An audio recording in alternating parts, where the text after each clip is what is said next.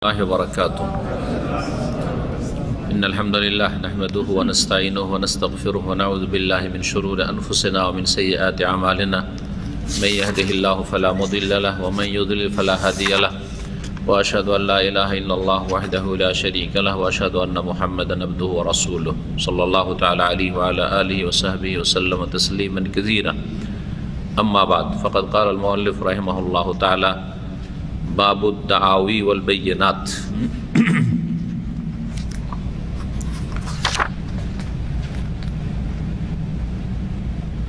وعن أبي أمامة الحارثي رضي الله عنه أن رسول الله صلى الله عليه وسلم قال: من اقتطع حق امرئ مسلم بيمينه فقد أوجب الله له النار وحرم عليه الجنة.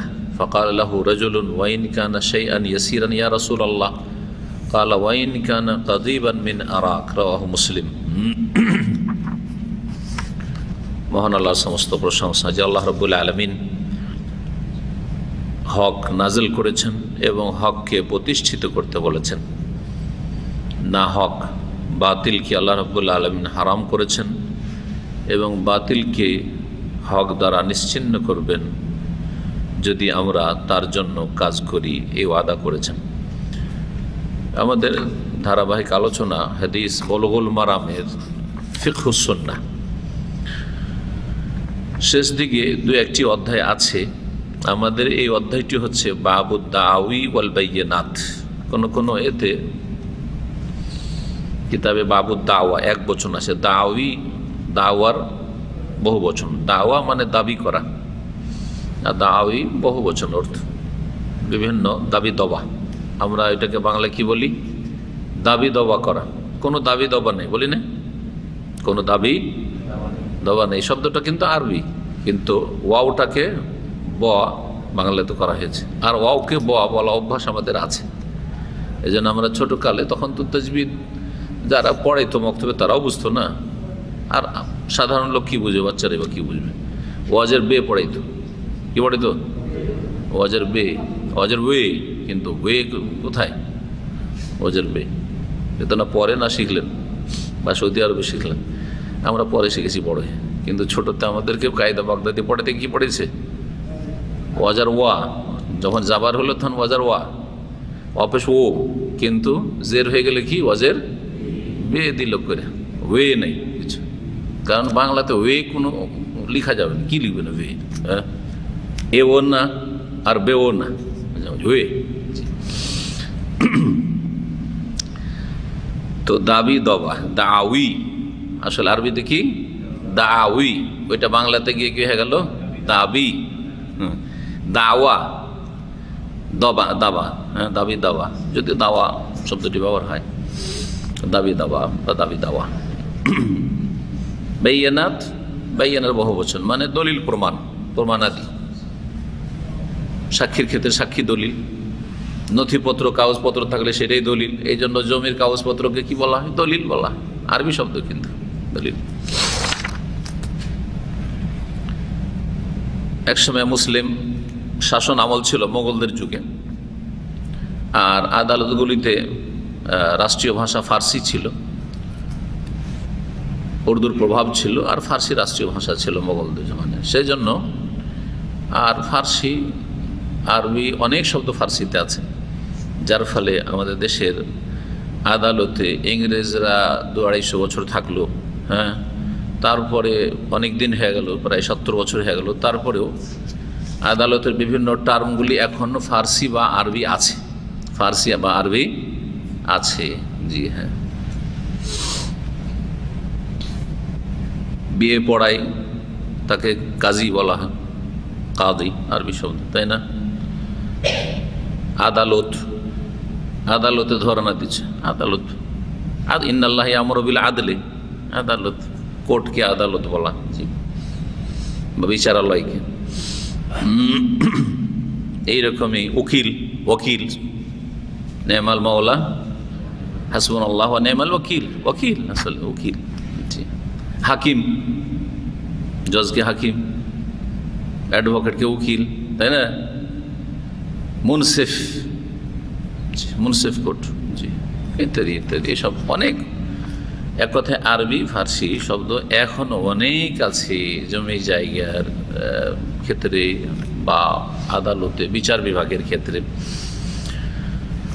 তো এখানে ওই দাওয়ী আর বাইয়ানাত, দলিল প্রমাণ, কোনো একটা সমস্যার সমাধানের ক্ষেত্রে দলিল প্রমাণ লাগবে। আর তার আগে কেউ দাবি দাবা করবে তাহলে ঝামেলা কখন হবে? যখন একটা দাবি উঠবে তখন। আর যদি দাবি না থাকে তো যার কাছে আছে তারই, দাবি না থাকে যদি তাহলে যার কাছে আছে তারই সেটা, সে জমি জায়গা হোক আর টাকা পয়সা হোক আর কোনো মোবাইল হোক আর কিতাব হোক। এই অধ্যায়গুলিতে আমরা কিছু বাছাইকৃত হাদিস পড়াবো, সময়ের অভাবে এবছর ইনশাআল্লাহ তাহলে এই কিতাব শেষ করে দেবো। দুটো অধ্যায় আছে যেগুলোতে সবগুলি হাদিস প্রয়োজন নেই আমাদের সাধারণ মানুষের জন্য, মনে করছি পড়ে দেখলাম। তো যে হাদিসগুলি গুরুত্বপূর্ণ আমাদের জন্য, আমাদের জীবনের সাথে সম্পর্ক রাখে, সেগুলি নিয়ে আলোচনা করবে। কিছু কিছু হাদিস আছে যেগুলি একটা জামানা ছিল যখন সেই সব হুকুম আহকামের প্রয়োজন ছিল, এখন সেসব হুকুম আহকাম নেই। যেমন দাস দাসীর বিধিবিধান, আপনি পড়ে করবেন কি? লাভ আছে? শুধু বুঝাই হবে, শোনাই হবে, হ্যাঁ না আপনি জমিনের কথা বললেন, না আকাশের কথা, মাটির তলার কথা, যে মাটির তলায় চলে গেছে ওইসব যুগগুলি। ওইসব যুগে যেসব মুসলিমরা ছিল, সম্মানিত ছিল, শক্তিশালী ছিল, পৃথিবীর নেতৃত্ব দিয়েছে, তারা মাটির তলায় চলে গেছে। এখন আমরাই গোলাম হয়ে গেছি। তো দাস দাসীর বয়ান পড়ে লাভটা কি? বোঝা গেছে না? তো ওই জন্য এই হাদিসগুলিকে আমরা হজফ করে দেবো, মানে সংক্ষেপ করে দেবো। ওর মধ্যে যেগুলি আমাদের প্রয়োজন বাছাইকৃত সেগুলি মুনতাখাব হাদিস। মুনতাখাব মানে বাছাইকৃত। কিন্তু তবলিগ জামাতের এক সময় কি পড়াইতো? তবলিগি নেশাব পড়াইতো। তবলিগি নেশাব কিতাবের নাম ছিল। যখন আপত্তি উঠলো ওলামা ইকরামদের পক্ষ থেকে যে তবলিগি নেশাব, নেশাব মানে কোর্স, মানে তবলিগের কোর্স হচ্ছে শুধু ফজিলত, ওতে আকিদা কোথায়, আর এবাদত বন্দেগীর তরিকা কোথায়, আর হালাল হারামের হুকুম আহকাম কোথায়? কিচ্ছু তো নেই, সব তো ফজিলত ফজিলত ফজিলত। তো এটা নেশাব কোর্স, এটা মুসলিম জীবনের কোর্স কি করে হয়? তখন বলছে নামটা চেঞ্জ করা লাগবে। দিল চেঞ্জ করে নাম দিল ফাজাইল আমল। ফাজাইলে আমল, এটা হচ্ছে ইতিহাস তবলিগ নেশাবে। ফাজাইল আমল নাম রাখলো, তখন এদিকে তো আপত্তি থাকলো না, কিন্তু বিষয়বস্তুতে আপত্তি, ম্যাটেরিয়ালসে আপত্তি। ফাজাইল আমলের কিছু কিছু ফাজাইলে শিরক পর্যন্ত আছে, বিদাত তো ভরা, আর স্বপ্ন আর গাঁজাখড়ি কিচ্ছা কাহিনীতে ভরা, উদ্ভট কিচ্ছা কাহিনী, যেগুলিতে ইনডাইরেক্ট শিরকের দিকে দাওয়াত দিচ্ছে, বিদাত ছড়াচ্ছে। তারপরে আপনার ভিত্তিহীন জাল জয়ীফে ভরা, এত জাল জয়ীফার, এত কিচ্ছা কাহিনী, স্বপ্নের ধর্ম একবারে। যখন এসব আপত্তি উঠল বড় বড় সহি আকীদা ওলামাদের পক্ষ থেকে, তখন দেখলো যে একটু মডিফাই করি। হ্যাঁ, তখন বললো যে আমরা আর ফাজাইল আমল পড়ি না, কারণ ওতে কিছু সমস্যা আছে। তো কী করি? মুনতাখাব হাদিস তৈরি করলো। কি তৈরি করলো? নাম শুনেছেন এর? শুনেছেন তাই? মুনতাখাব হাদিস তৈরি করলো। মুনতাখাব হাদিসে ওই স্বপ্ন টপ্ন নেই, শিরকি কথা নেই, কথা বোঝা গেছে? জাল কম আছে, খুবই কম, জয়ীফ কিছু আছে, তাহলে অনেকটা ভালো হয়ে গেল। স্বপ্নের ধর্ম আর থাকলো না। এ হচ্ছে কি পরিবর্তন এর তাবলীগি কোর্সের বা তাবলীগি কিতাবের, তাবলীগি জামাতের কিতাবের। এই বিষয়গুলি জেনে রাখা দরকার। কারণ আজকাল যদি কোনো তাবলীগ ভাইদের বলেন যে আপনাদের কিতাবে তো অনেক ভেজাল আছে, তো বলছেন না না না, আমরা ফাজাইল আমল পড়ি না, আমরা মুনতাখাব হাদিস পড়ি। তারপরে মুনতাখাব হাদিস সম্পর্কে আপনাকে জানতে হবে। মুনতাখাব মানে বাছাইকৃত, ইন্তেখাব মানে বাছাই করা। এই জন্য ইলেকশনকে, ভোটাভুটি যে ইলেকশন, ওকে উর্দুতে ইন্তেখাব বলা হয়। কি বলা হয়? আরবিতে ইন্তেখাব বলা হয়। ইন্তেখাব মানে হচ্ছে আরবি বা উর্দুতে ইলেকশন, কারণ ওতে বাছাই করা হয় যে কি আমাদের এমপি হবে অথবা কি আমাদের মেম্বার হবে, কি যেসব যে ধরনের আর কি, কে মেয়র হবে ইত্যাদি। মুনতাখাব হাদিস মানে বাছাইকৃত হাদিস। তো আমিও আজকে আপনাদের কি পড়াবো? এই অধ্যায়ের মুনতাখাব হাদিস পড়াবো। এবার বুঝতে পারছেন? মানে বাছাইকৃত কিছু হাদিস পড়াবো। আবু উমামা আল হারিসি রাদিয়াল্লাহু তাআলা আনহু থেকে বর্ণিত, আন্না রাসূলুল্লাহ সাল্লাল্লাহু আলাইহি ওয়াসাল্লাম রাসূলুল্লাহ সাল্লাল্লাহু আলাইহি ওয়াসাল্লাম বলেছেন, মান ইক্তাতা হাক্কা ইমরি মুসলিমিন বিয়ামিনিহি, কোন ব্যক্তি যদি কোন মুসলিম ব্যক্তির, ইমরিউন মানে মানুষ, ওর মুয়ান্নাস হচ্ছে ইমরাতুন, ইমরাতুন মানে মহিলা, তাহলে ইমরাতুন মানে যদি মহিলা মানুষ হয় তাহলে ইমরিউন মানে হচ্ছে পুরুষ মানুষ, রাজুলুনের অর্থ। জি, ইমরিউন হয়, আলমার ও হয়, আলমার ও মা মান আহাব্বা, মানুষ যে যাকে ভালোবাসবে তার সাথে হবে, তার সাথে উঠবে কিয়ামতের দিন। জি, আলমার ওখানে আছে, আলমার ও আলা দিন এ খালিলেহি। জি, ইয়াউমা ইয়াফিরুল মারউ মিন আখিহি, যখন মানুষ পালাবে নিজের ভাই থেকে, নিজের আত্মীয় স্বজন ইত্যাদি আছে না মারু, তাহলে কোরআনে কারিমে মারু শব্দ আছে। আল মারউ আর ইমরিউন দুটোর মানে হচ্ছে পুরুষ মানুষ, আর ইমরাতুন মানে মহিলা মানুষ। ইমরাতুনের বহু বচন নেসাউন, অন্য শব্দ দিয়ে, ওই শব্দ থেকে নেই, ওই শব্দ দিয়ে জামা মিন গায়রি লাফজি, এটাকে আরবি গ্রামারে কি বলে? জামাউন মিন গায়রি লাফজিহি, জামা কিন্তু অন্য শব্দ দিয়ে। তো যেই ব্যক্তি কোন মুসলিম ব্যক্তির হক বেঈমানি করে, ইখতাতা মানে দখল করে নেওয়া, কাতা একটা মানে কেটে নেওয়া, ওর হক ছিল আপনি নিজে কেটে নিলেন, শাব্দিক অর্থ কেটে নেওয়া মানে হচ্ছে এখানে দখল করে নেওয়া, বেঈমানি করা বা আত্মসাৎ করা। যে ব্যক্তি কোনো মুসলিম ব্যক্তির হক অধিকার আত্মসাৎ করল, বেয়ামিনিহি তার কসম দ্বারা, কসম খেয়ে, একটা লোকের ন্যায্য অধিকার ছিল কিন্তু বেচারা সাক্ষী প্রমাণ নেই, এটা যে ওর সাক্ষী প্রমাণ নেই, যার দখলে আছে তার কাজ কি? এটাকে বলেছি যে দাবি করবে যে এটা আমার, আপনার কাছে মোবাইল আছে অথবা আপনার দখলে জমি খাচ্ছেন আপনি চাষাবাদ করে, কিন্তু জমি আপনার না, বেঈমানি করেছেন। যার আসল জমি তাকে কি বলা হবে? তুমি দলিল প্রমাণ নিয়ে এসো, সাক্ষী নিয়ে এসো বা দলিল, হ্যাঁ নিয়ে এসো। দলিল নেই তার কাছে কিন্তু আসলই তার জন্য, তাহলে ওকে বলবে কাজী বা হাকিম বলবে যে তোমার ওপর হলফ, তুমি কসম করো, এখন যার দখলে জমি আছে ও যেহেতু তোমাকে অভিযুক্ত করছে, মুত্তাহাম তুমি, যে তুমি এটা বেঈমানি করেছো, তাহলে তুমি কসম করো যে এই আল্লাহর কসম করে বলছে এটা মোবাইল আমার, এই জমি আমারই, আমার নিজের জমি খাচ্ছি, কারো জমি না এটা। তো অনেক বেদিন আছে, বেঈমান আছে, পাপিষ্ট আছে যারা মিথ্যা কসম করে নেবে। যেই লোক এইরকম মিথ্যা কসম করে কারো হক আত্মসাৎ করলো তার শাস্তিটা, জি বলছেন রাসূলুল্লাহ সাল্লাল্লাহু আলাইহি সাল্লাম, মান ইক্তাতা হাক্কা ইমরি মুসলিমিন বিয়ামিনিহি, যেই ব্যক্তি কোনো মুসলিম মানুষের অধিকার আত্মসাৎ করলো, হক আত্মসাৎ করলো, বেঈমানি করলো, বিয়ামিনিহি তার কসম দ্বারা, কসম করে নিয়ে গেল, ডিগ্রি পেয়ে গেল, ফাকাদ আওজাবাল্লাহু লাহুন নার, তার জন্য আল্লাহ জাহান্নামকে ফরজ করে দিয়েছেন, জাহান্নামকে আল্লাহ তার জন্য অবধারিত করে দিয়েছেন। ওয়া হাররামা আলাইহিল জান্নাত, এবং জান্নাতকে তার জন্য হারাম করে দিয়েছেন। জাহান্নাম ফরজ, অবধারিত, জাহান্নামে যেতেই হবে, আর জান্নাত তার জন্য হারাম করেছেন।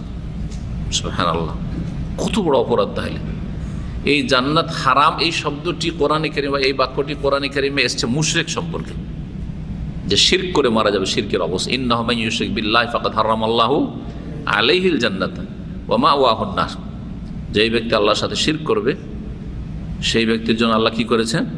জান্নাতকে হারাম করে দিয়েছেন। মুশরিক যতই মুসল্লি হোক না কেন, তাহাজ্জুদ গুজার, যতই রোজাদার হোক না কেন, যতই হজ আর উমরা যাকাত দিক না কেন, দান খেরাত করুক না কেন, মাজারে সেজদা করে মাজার দিতে পারে, গৌস কুতুব ওলি শাহজালাল অমক তমক দিতে পারে আল্লাহর ওলি আউলিয়ারা, তাহলে সেই ব্যক্তি বড় শিরক করে এই আকীদা নিয়ে যদি মরে যায়, ফাকাদ হারামাল্লাহুল জান্নাহ, জান্নাতকে আল্লাহ হারাম করেছেন। জান্নাত হারাম তো তার জন্য কি?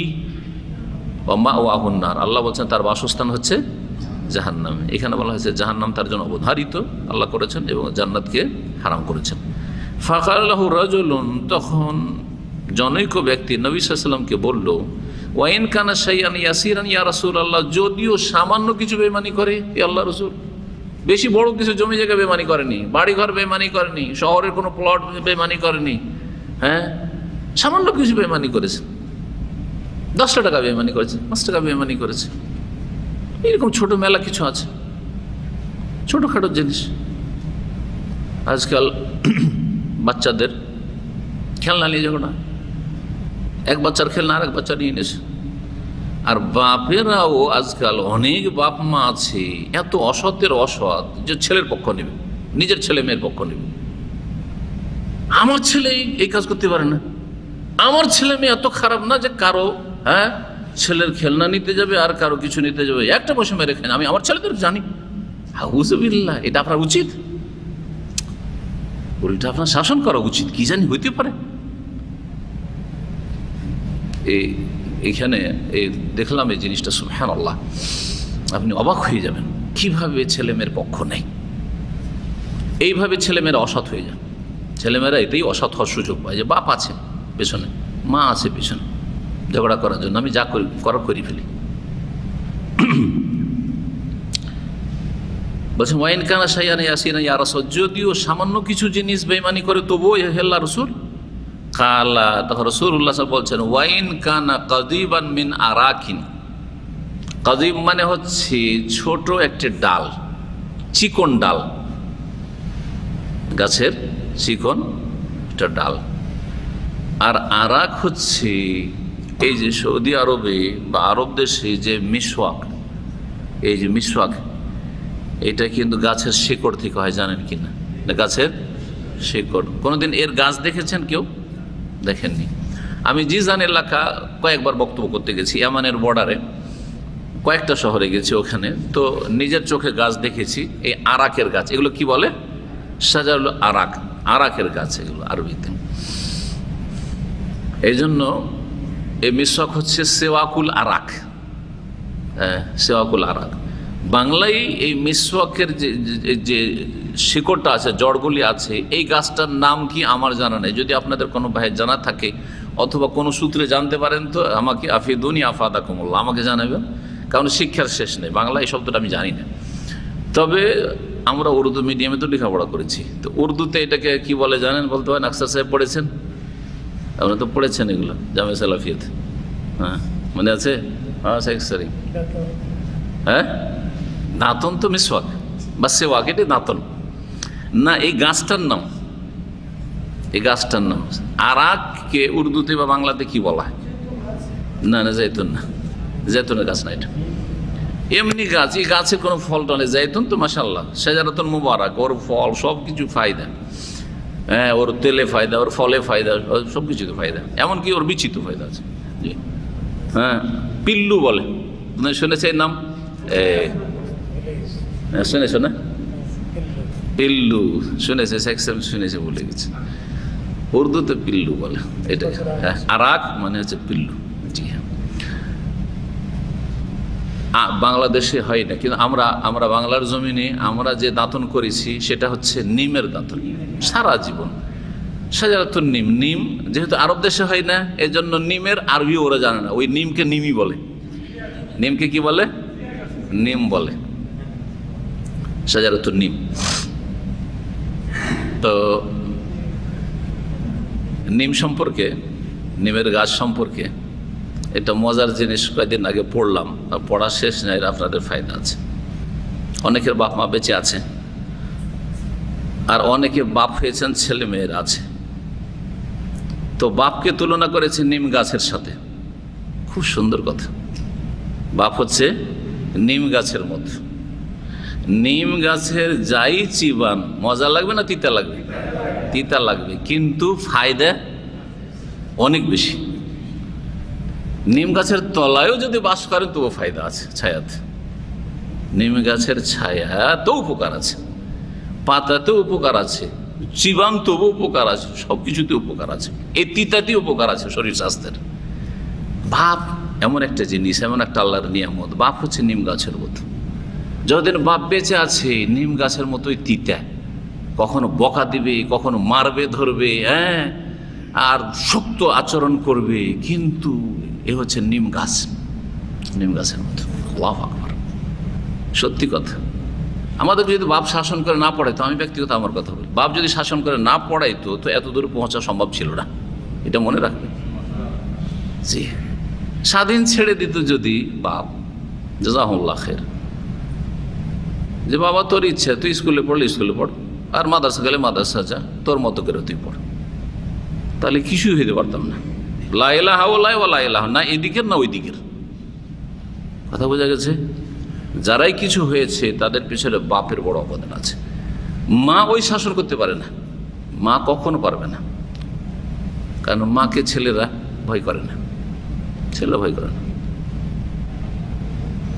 আর মার দিলটা বেশি নরম, যেখানে নরম হইতে হবে না ওখানেও নরম। আর বাপ যদি জ্ঞানী বাপ হয় তাহলে যেখানে নরম হইতে হবে নরম, আর যেখানে শক্ত কড়া হইতে হবে কড়া, যেখানে তিতা হইতে হবে তিতা, ওই বাপ হচ্ছে সাকসেস। ব্যতিক্রম আছে, কিছু কিছু বাপ আছে ওই মহিলাদের মতো, আর মা আছে ওর বাপের মতো। মা হচ্ছে নিমের মতো, ব্যতিক্রম, কিন্তু অধিকাংশ বাপ হচ্ছে নিম গাছের মতো। খুব গুরুত্বপূর্ণ কথা, এটা মনে রাখবে। কিন্তু এই ক্ষেত্রে যদি আপনার বাপ আপনাকে মারধর করে থাকে, হ্যাঁ গালমন্দ করে থাকে, আপনার সাথে শক্ত আচরণ করে থাকে, কোনোদিন আদর স্নেহটা বাপের কাছ থেকে কেমন এইরকম হয়তো পাননি, অনেক সময় মনোকষ্ট থাকে যে আমি দেখি অনেক বাপকে দেখি কত আদর করে, আমি আমার ছেলে মেয়েদের কত আদর করি, কিন্তু আমার বাপ জীবনেও আদর করেনি। না না, ও নিম গাছ, আপনার যে নিম গাছের মতো। জি,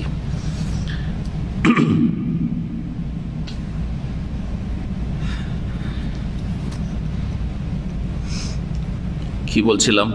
ওয়াইন কানা কাযিবান মিন আরাক, যদিও আরাকের, যেহেতু বাংলা যায় না তো আরাক আরাক বলি, আরবি বলি, উর্দু না বলি, আরাকের একটা ডাল হোক না কেন, আরাকের ডালটা মানে একটা মিসওয়াক, ধরেন একটা মিসওয়াক একজনের, আরেকজন নিয়ে এনেছে, তখন ও বলছে না মিসওয়াক তো আমার, তো বলছে আল্লাহর কসম মিসওয়াক আমার, মিথ্যা কসম করে নিল। এই একটা মিসওয়াক শুধু বেঈমানি করলো, আল্লাহর কসম করে। যদি এই হক কেউ বেঈমানি করে, সামান্য কিছু বেঈমানি করলো, তাহলে তার শাস্তি হচ্ছে ফাকাদ আওজাবাল্লাহু লাহুন নার, জাহান্নামকে আল্লাহ তার জন্য ফরজ করেছেন, জান্নাতকে তার জন্য হারাম করেছেন, হারামা আল্লাহু আলাইহিল জান্নাহ, জান্নাতকে হারাম করেছেন। কত কঠিন শাস্তি! মানুষের হকটা এত হালকা বিষয় নয় যে আপনি যে সামান্য বিষয় মনে করবেন এই কোনো ব্যাপারই না। কত লোকের টাকা পয়সা ধার নিলেন, করজ দিলেন, চলে গেলেন, হাত ভারী চলে গেলেন দেশে, ভাই হঠাৎ করে চলে এসছে দেশে, দেখা করতে পারেন, টাকাটা দিতে পারেনি, পরে দিব, দিচ্ছে, দিবে কিন্তু কিন্তু লবণ তেল করে দিবে। জানেন তো লবণ তেল ভাষাটা? অধিকাংশ লোক আজকাল ধার নিলে যদি দেয়ও তো লবণ তেল করে, যেটা আপনার কোনো কাজে আসো না। 5,000 কেউ ধার নিয়ে যদি 500 টাকা মাসে মাসে দেয় তো খেয়ে দিয়ে খরচ, অথচ একসাথে 5,000 টাকা পেলে 1 লাখ টাকা দেশে কিছু করতে পারতেন না। অথচ আপনাকে যখন ধার হয় একসাথে এক মুষ্টিতে 5,000 দিয়েছে, আপনি কিছু করেছেন এটা দিয়ে, আপনার এটা সুবিচার হইল? আপনি অত সহজে আল্লাহর কাছে নাজাত পেয়ে যাবেন না? আর না দিলে তো বলতে হবে না যে কি শাস্তি, জাহান্নাম ফরজ আর জান্নাত হারাম। এই ছিল রাসূলুল্লাহ সাল্লাল্লাহু আলাইহি ওয়াসাল্লামের হাদিস। তাহলে কত গুরুত্বপূর্ণ হাদিস! রাওয়াহু মুসলিম, ইমাম মুসলিম রাহমাতুল্লাহি আলাইহি সহিহ মুসলিমে হাদিসটি বর্ণনা করেছেন। এই হাদিস থেকে যা জানা গেল তা হচ্ছে কঠিন শাস্তি রয়েছে বেঈমান আত্মসাৎকারীর জন্য, যেই ব্যক্তি কারো কিছু বেঈমানি করবে, যা কিছু বেঈমানি করুক না কেন। জি হ্যাঁ, অন্য হাদিসে রয়েছে আল্লাহ ওর সাথে যখন আল্লাহর সামনে সে যাবে তখন আল্লাহ চরম রাগান্বিত থাকবেন, চরম রাগান্বিত থাকবেন। লাকি আল্লাহ আহলি গাদমান, আল্লাহর সাথে সামনাসামনি যখন হবে তো আল্লাহ এত রাগান্বিত হবে, দেখতে চাইবেন ওই লোককে, জালেমকে, যে ব্যক্তি মিথ্যা কসম খেয়ে কারো কিছু বেঈমানি করেছে। আসছে হাদিসটা, তো সেই হাদিসটাও পড়ে নিতে হলে তারপরে একসাথে, যেহেতু মাসলা একই রকম, আলোচনা করব।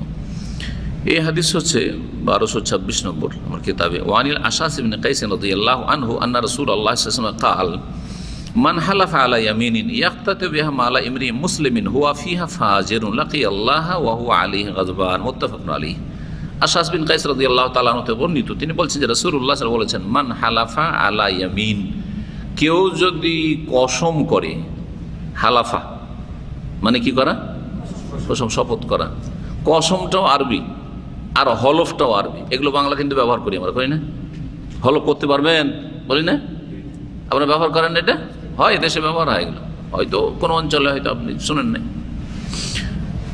হলফ আরবি, কসমও আরবি, শুধু এমিনটা, এমিন আর একটা, কসমের আরবি আর একটা হচ্ছে ইয়ামিন, যেটা বাংলায় ব্যবহার হয় না, হ্যাঁ, বা উর্দুতে ব্যবহার হয় না। যেই ব্যক্তি হলফ করবে, শপথ করবে আলা ইয়ামিনিন, কোনো কসমের ওপর, মানে কোনো বিষয়ের ওপর, এমন একটা বিষয় যেটাতে কসমের প্রয়োজন হয়েছে, এখানে আলা ইয়ামিন বলতে এখানে এমন একটা বিষয়ের ওপর যেখানে কসমের প্রয়োজন হয়েছে, কসম খাওয়ার পরিস্থিতি তৈরি হয়েছে। কিন্তু সেই ব্যক্তি যে কসম করলো, উদ্দেশ্য ইয়াক্তাতু বিহা মালা ইমরি মুসলিমিন, উদ্দেশ্য হচ্ছে কোন মুসলিম মানুষের ধন সম্পদ আত্মসাৎ করা।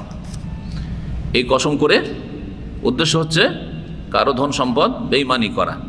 হুয়া ফিহা ফাজিরুন, আর এই কসম করতে গিয়ে সেই ব্যক্তি হচ্ছে পাপিষ্ট, অর্থাৎ মিথ্যুক, মিথ্যা কসম করলো। তাহলে বোঝা গেল এই হাদিস দ্বারা যে মাসলা ইস্তেমাত হয়, যেই ব্যক্তি মিথ্যা কসম করে সে হচ্ছে ফাজের। তার নাম কি? ফাজের। ফাজের শব্দটি আমরা বাংলায় ব্যবহার করি ফাসেক, ফাজের, ফাসেকের সাথে মিলিয়ে বলি, লোকটি ফাসেক, ফাজের। ফাসেক মানে পাপিষ্ট, আল্লাহ রসুলের নাফরমান। ফাসাকে এফসুক মানে বেরিয়ে যাওয়া, ফাসাকে এফসুক মানে বেরিয়ে যাওয়া বা সীমা লঙ্ঘন করা। জি। আর ফাজার, ফাজারা এফজর মানে পাপ করা, ফাজারা এফজর মানে হচ্ছে পাপ করা। উলাইকা হুমুল কাফারাতুল ফাজারা, ওরাই হচ্ছে কাফের আর ফাজের। ফাজেরের বহুবচন হচ্ছে ফাজারা, পাপিষ্ট।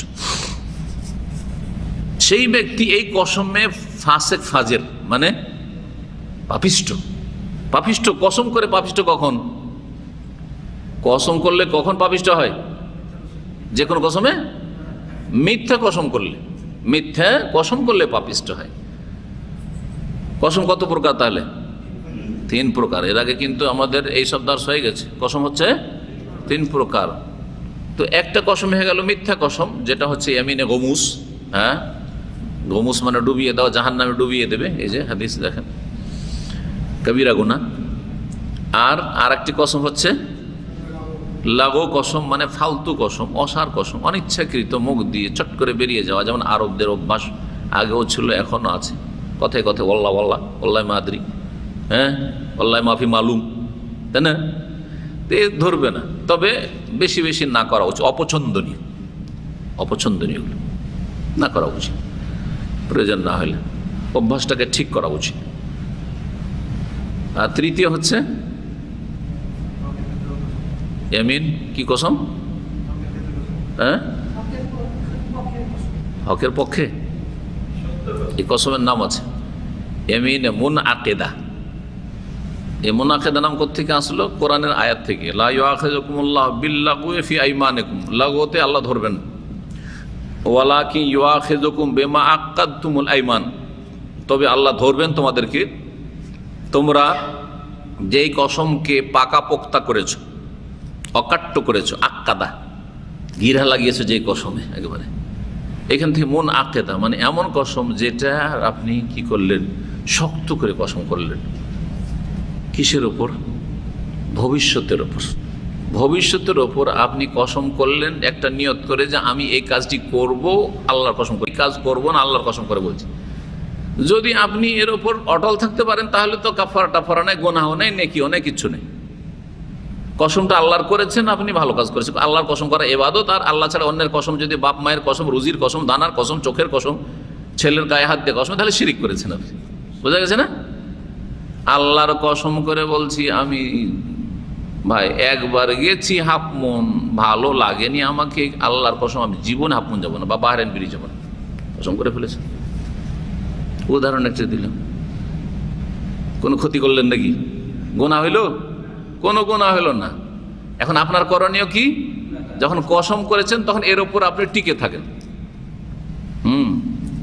আর যদি টিকে থাকতে না পারেন, কোনো আপনার আত্মীয় স্বজন কেউ আসলো রিয়াজ জিদ্দা থেকে বা কেউ আসলো, নতুন এসছে, শুনেছি বাহারানি বেরিয়েছে, হাফ মনে শুনেছি, চলেন তো একটু নিয়ে চলেন তো। আরে আমি তো কসম করে রেখেছি রে ভাই, এই তোমাকে তো নিয়ে যেতে হবে, তো চলো। চলে গেলেন আপনি, তাহলে এখন কি করতে হবে? কসমের কাফারা দেন। কাফারা দেন। কাফারা না দিলে গুনাহগার। কসম যেহেতু ভঙ্গ করলেন, এখন কাফারা না দিলে গুনাহগার। এতক্ষণ গুনাহগার হননি কিন্তু, বুঝতে পেরেছেন? এসে কসম ইয়ামিনে গমুস, মিথ্যা কসম অতীতের ওপর, এটা ছিল ভবিষ্যতের ক্ষেত্রে যেটাতে কাফারা আছে। আর অতীতে একটা কিছু করেছেন আর আপনি বলছেন করিনি, অথবা করেননি আর বলছেন করেছি, বুঝা গেছে না?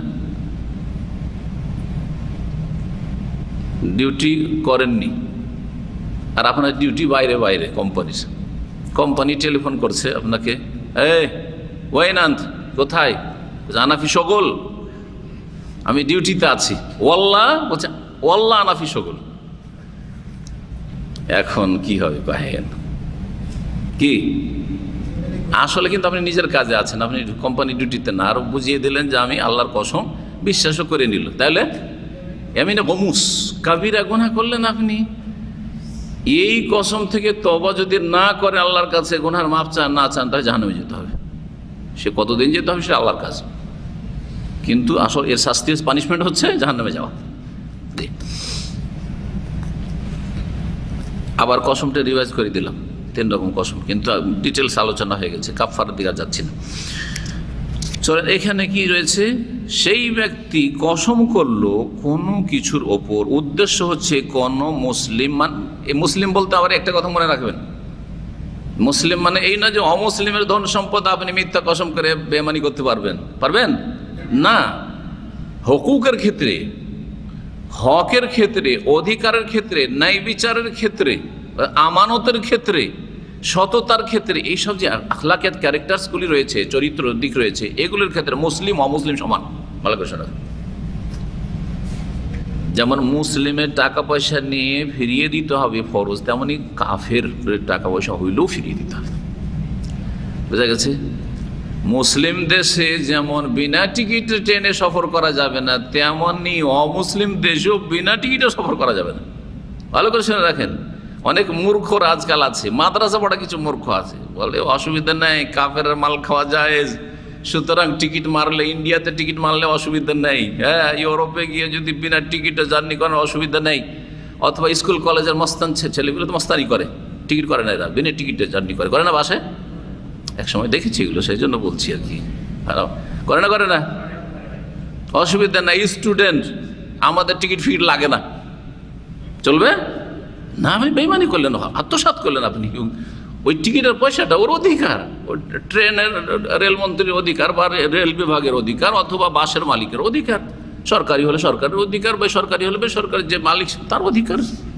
চলবে না এটা, সে মুসলিম হোক আর অমুসলিম হোক, সৎ হোক আর অসৎ হোক।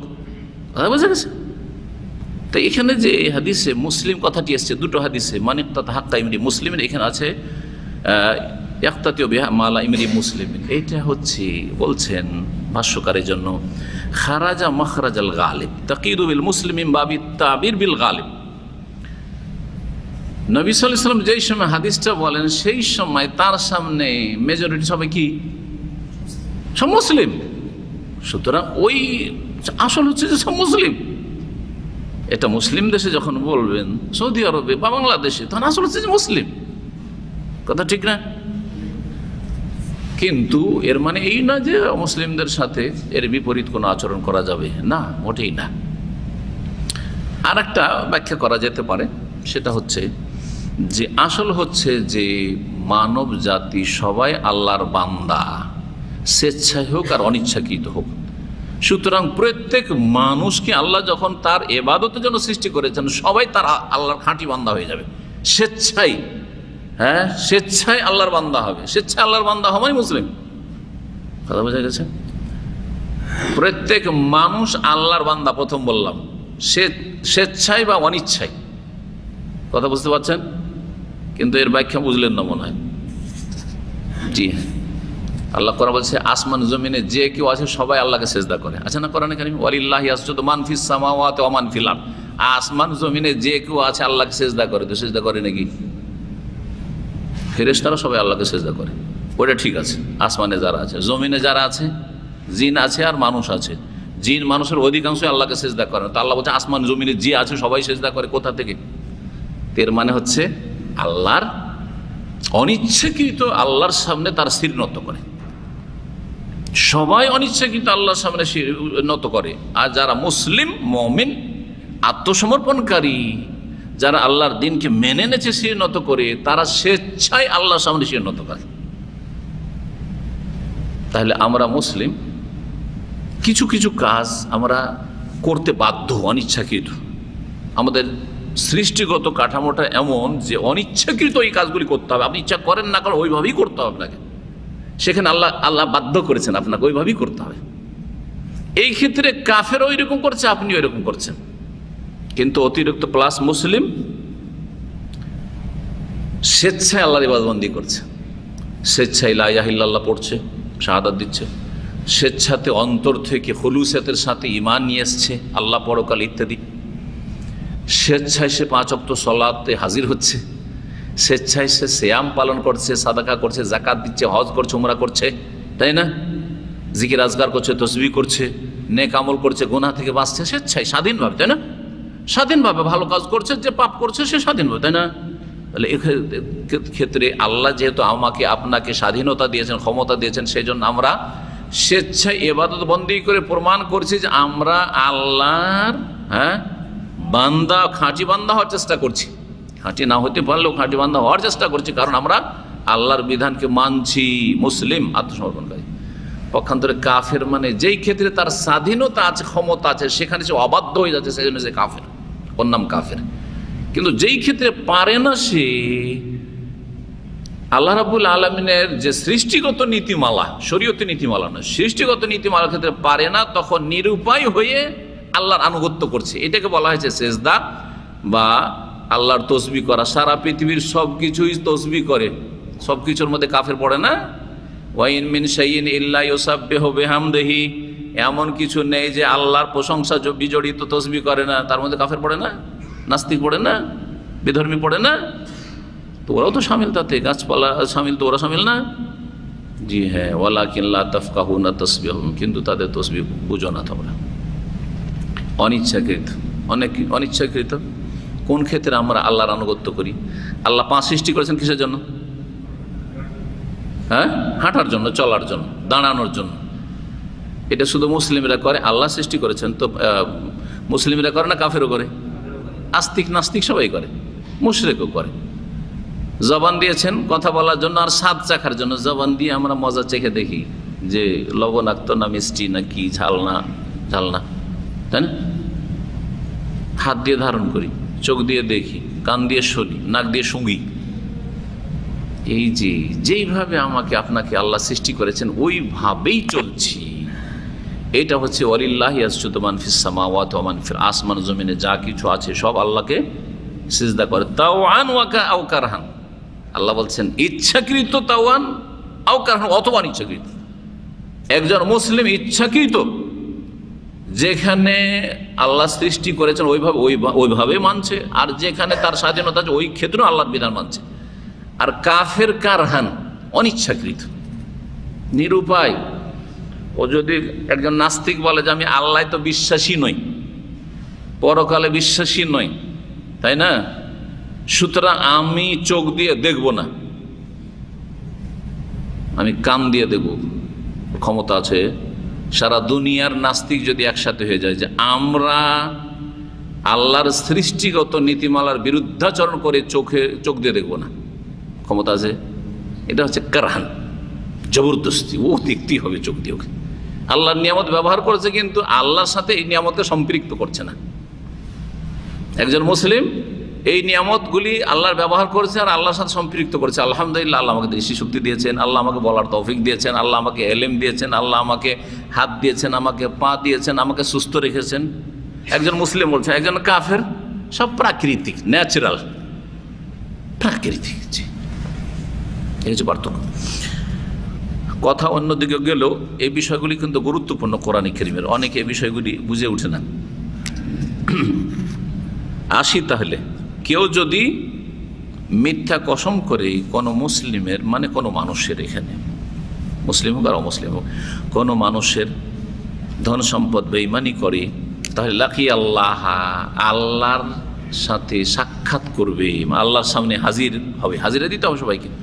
ওয়াহু আলাইহি গাজবান, তখন আল্লাহ তার ওপর রাগান্বিত হবেন। গাজবান মোবালাগার শেখা, যেমন রহমান। রহমান মানে কি? রহমান মানে শুধু দয়ালু, পরম দয়ালু বা পরম করুণাময়। এই যে পরম, চরম, অতি, এই যে লাগাইছেন, তার মানে কি? মোবালাগার শেখা। ফালান হচ্ছে মোবালাগার শেখা। ঠিক তেমনি গাজবান মানে শুধু রাগান্বিত না, চরম রাগান্বিত হবেন আল্লাহ রাব্বুল আলামিন। যেমন রহমান মানে পরম করুণায় বলছেন, তো গাজে বা এক থেকে গাজবান মানে হচ্ছে চরম রাগান্বিত আল্লাহ থাকবেন তার উপর। গাজবান মুত্তাফাকুন বুখারী মুসলিম হাদিস। এই হাদিস থেকে যে বিষয়গুলি জানলাম সেটা হচ্ছে কোনো মানুষের ধন সম্পদ বেঈমানি করা হারাম, কাবিরা গুনাহ। জানলাম যে এর জন্য কি রয়েছে? কঠোর শাস্তি রয়েছে, জাহান্নামে যেতে হবে আর জান্নাত থেকে বঞ্চিত হইতে হবে। জি, আরও জানতে পারলাম যে মানুষের ধন সম্পদ ভক্ষণ করা, কম হোক আর বেশি হোক, সবটাই হারাম। এই না যে আমি কফিলের বেশি খাই না, ক্যাশে কাজ করে যারা, তারা মনে করে যে আমার জন্য নাস্তা করাটা হালাল, যেহেতু আমি ক্যাশে আছি, আর বাকি যেগুলো আছে ওদের জন্য হালাল নাই। মনে করে যে বাকালাতে যখন চাকরি করছি, তো যখন যেটা খেতে মন চাইবে আমার জন্য হালাল। সুপার মার্কেটে চাকরি করে, আর ওতে জুস আছে, লাবান আছে, এই আছে, সে আছে, অনেক কিছু আছে, বিস্কিট আছে, ও মনে করে যে এখান থেকে আমার কি হালাল। হালাল? আপনি বলেন যে হালাল? বলছেন না যে আপনারা? জি, আমাদের বাস্তব জীবনের সাথে এগুলি সম্পর্কিত। আপনি এরকম জায়গায় কাজ করছেন যেখানে আপনার সামনে অনেক কিছু রাখা আছে, কতটা খাওয়ার আপনার অনুমতি আছে, কতটা নেই, এটা দেখার বিষয়। অনুমতি হচ্ছে দুই রকম, একটা হচ্ছে আম আর খাস। আম ভাবে এতটা যে সকাল বিকাল দুইবার করে আমি অফিসে 8 ঘন্টা চাকরি করি, যদি চা খাই অনুমতি আছে না নেই? সমস্ত ওয়ার্কারদের চা রাখা আছে, সুতরাং চা খেতে পারি, ঠিক না? কিন্তু এখান থেকে চায়ের অনেক পাত্তি রাখা আছে, এক প্যাকেট নিয়ে চলে যাই, বাসায় গিয়ে আমি বানিয়ে খাবো, এটা স্বাভাবিকের অনুমতি নেই, স্বাভাবিকের অনুমতি নেই। আমি খাবো আর ডেলি আমার 10 জন বন্ধু বান্ধব আছে অফিসের আশেপাশে, সবাইকে ডাকবো, আয় চা খেয়ে যা, আয় চা খেয়ে যা, অনুমতি আছে? কমন সেন্স বলছেন না, এত অনুমতি নেই, কারণ বিষয়টা সীমিত। একজন মেহমান আসলে ঠিক আছে, চিন্তা করতে হবে। বোঝা যাচ্ছে সামান্য কিছু হলেও হারাম। অনেকে মনে করে আমি যে ক্যাশে চাকরি করছি, সকালবেলা নাস্তা করব, এক সময় ছিল, এখন তো আরও বেশি পয়সা লাগে, এক সময় ছিল 1 রিয়ালের স্যান্ডউইচ, 1 রিয়াল একটা জুস, 2 রিয়াল নাই খেলাম, আর কি খেলাম, এমন কিছু না। আরে 2 রিয়ালও হারাম যদি অনুমতি না থাকে, তো হয় খাস এজেন্ট লাগবে। যদি এরকম হয় তাহলে খাস বিষয়টা। আর কমন কিছু অফিসে যেসব রাখা আছে সেগুলো খাওয়া দাওয়ার জন্য, এগুলো খাওয়ার জন্য রাখা আছে, সুতরাং একটা মাত্রা আছে, এতটা খাওয়া যায়, তার বেশি না, এতটা ব্যবহার করা, তার বেশি না। জি, সামান্য হইল হারামের দলিল কি? নবী সাল্লাল্লাহু আলাইহি ওয়াসাল্লাম বলেছেন, ওয়াইন কানা কাযিবান মিন আরাক, যদি একটা ডাল হয়, গাছের একটা ডাল, সেটা তোমার নয়, অন্যের, তুমি ভক্ষণ করলে, বেঈমানি করলে, জি, সেটা মালিকের, কফিলের, কফিল তোমাকে কাজের বেতন দিচ্ছে, খাতের বেতন দিচ্ছে। তাই বলে এই নয় যে এখান থেকে অনেক ভাইরা কিন্তু বিভিন্ন কোম্পানিতে চাকরি করে, আর ওখান থেকে কফি নিয়ে চলে আসছে, চা নিয়ে চলে আসছে, করতে নিয়ে আসবে, আমার কোম্পানিতে অনেক রাখা থাকে, নিয়ে এসছি। আরে ভাই, নিয়ে আসার অধিকার আছে, আবার ওখানে বসে খাওয়ার অধিকার আছে। চিন্তা করতে হবে বিষয়গুলি আপনাকে।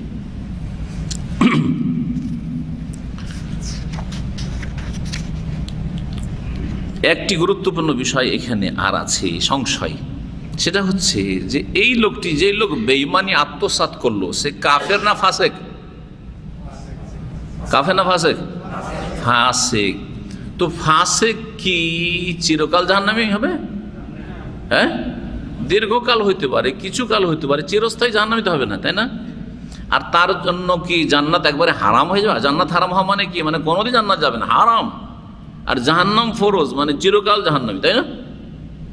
হাদিসের ভাষাটা তো এরকম মনে হচ্ছে। তো পাপ হচ্ছে কবিরা গুনহা, কুফরি নয়। আর হাদিসে এত কঠিন শাস্তির কথা, জান্নাত হারাম, জাহান্নাম ওয়াজিব, তেমন কথা হইল? এর ব্যাখ্যার প্রয়োজন রয়েছে। আজমা সালাফ আলা আন্না ফাইল আল কবিরাতে লাইসা কাফিরান ওয়ালা খারিজ মিনাল মিল্লাহ। সালাফে সালেহিন, এই আহলে সুন্নাত ওয়াল জামাতের সকলের ইজমা রয়েছে সাহাবায়ে কেরামদের যুগ থেকে, যে কেউ যদি কাবিরা গুনাহ করে আর সেটা বড় কুফরি বা বড় শিরক পর্যন্ত না পৌঁছায়, তাহলে সেই ব্যক্তি কাফেরও না, অমুসলিমও না, মুরতাদও না, আর ইসলাম থেকে বহিষ্কৃত না। সে হচ্ছে মুসলিম কিন্তু গুনাহগার মুসলিম, ফাসিক মুসলিম। এর বিপরীত হচ্ছে খারিজিরা। খারিজিরা বলছে আপনি একটা টাকা বেঈমানি করেছেন, কফিলের কাফের হয়ে গেছেন। এটা খারিজি আর মুতাজিলাদের মত।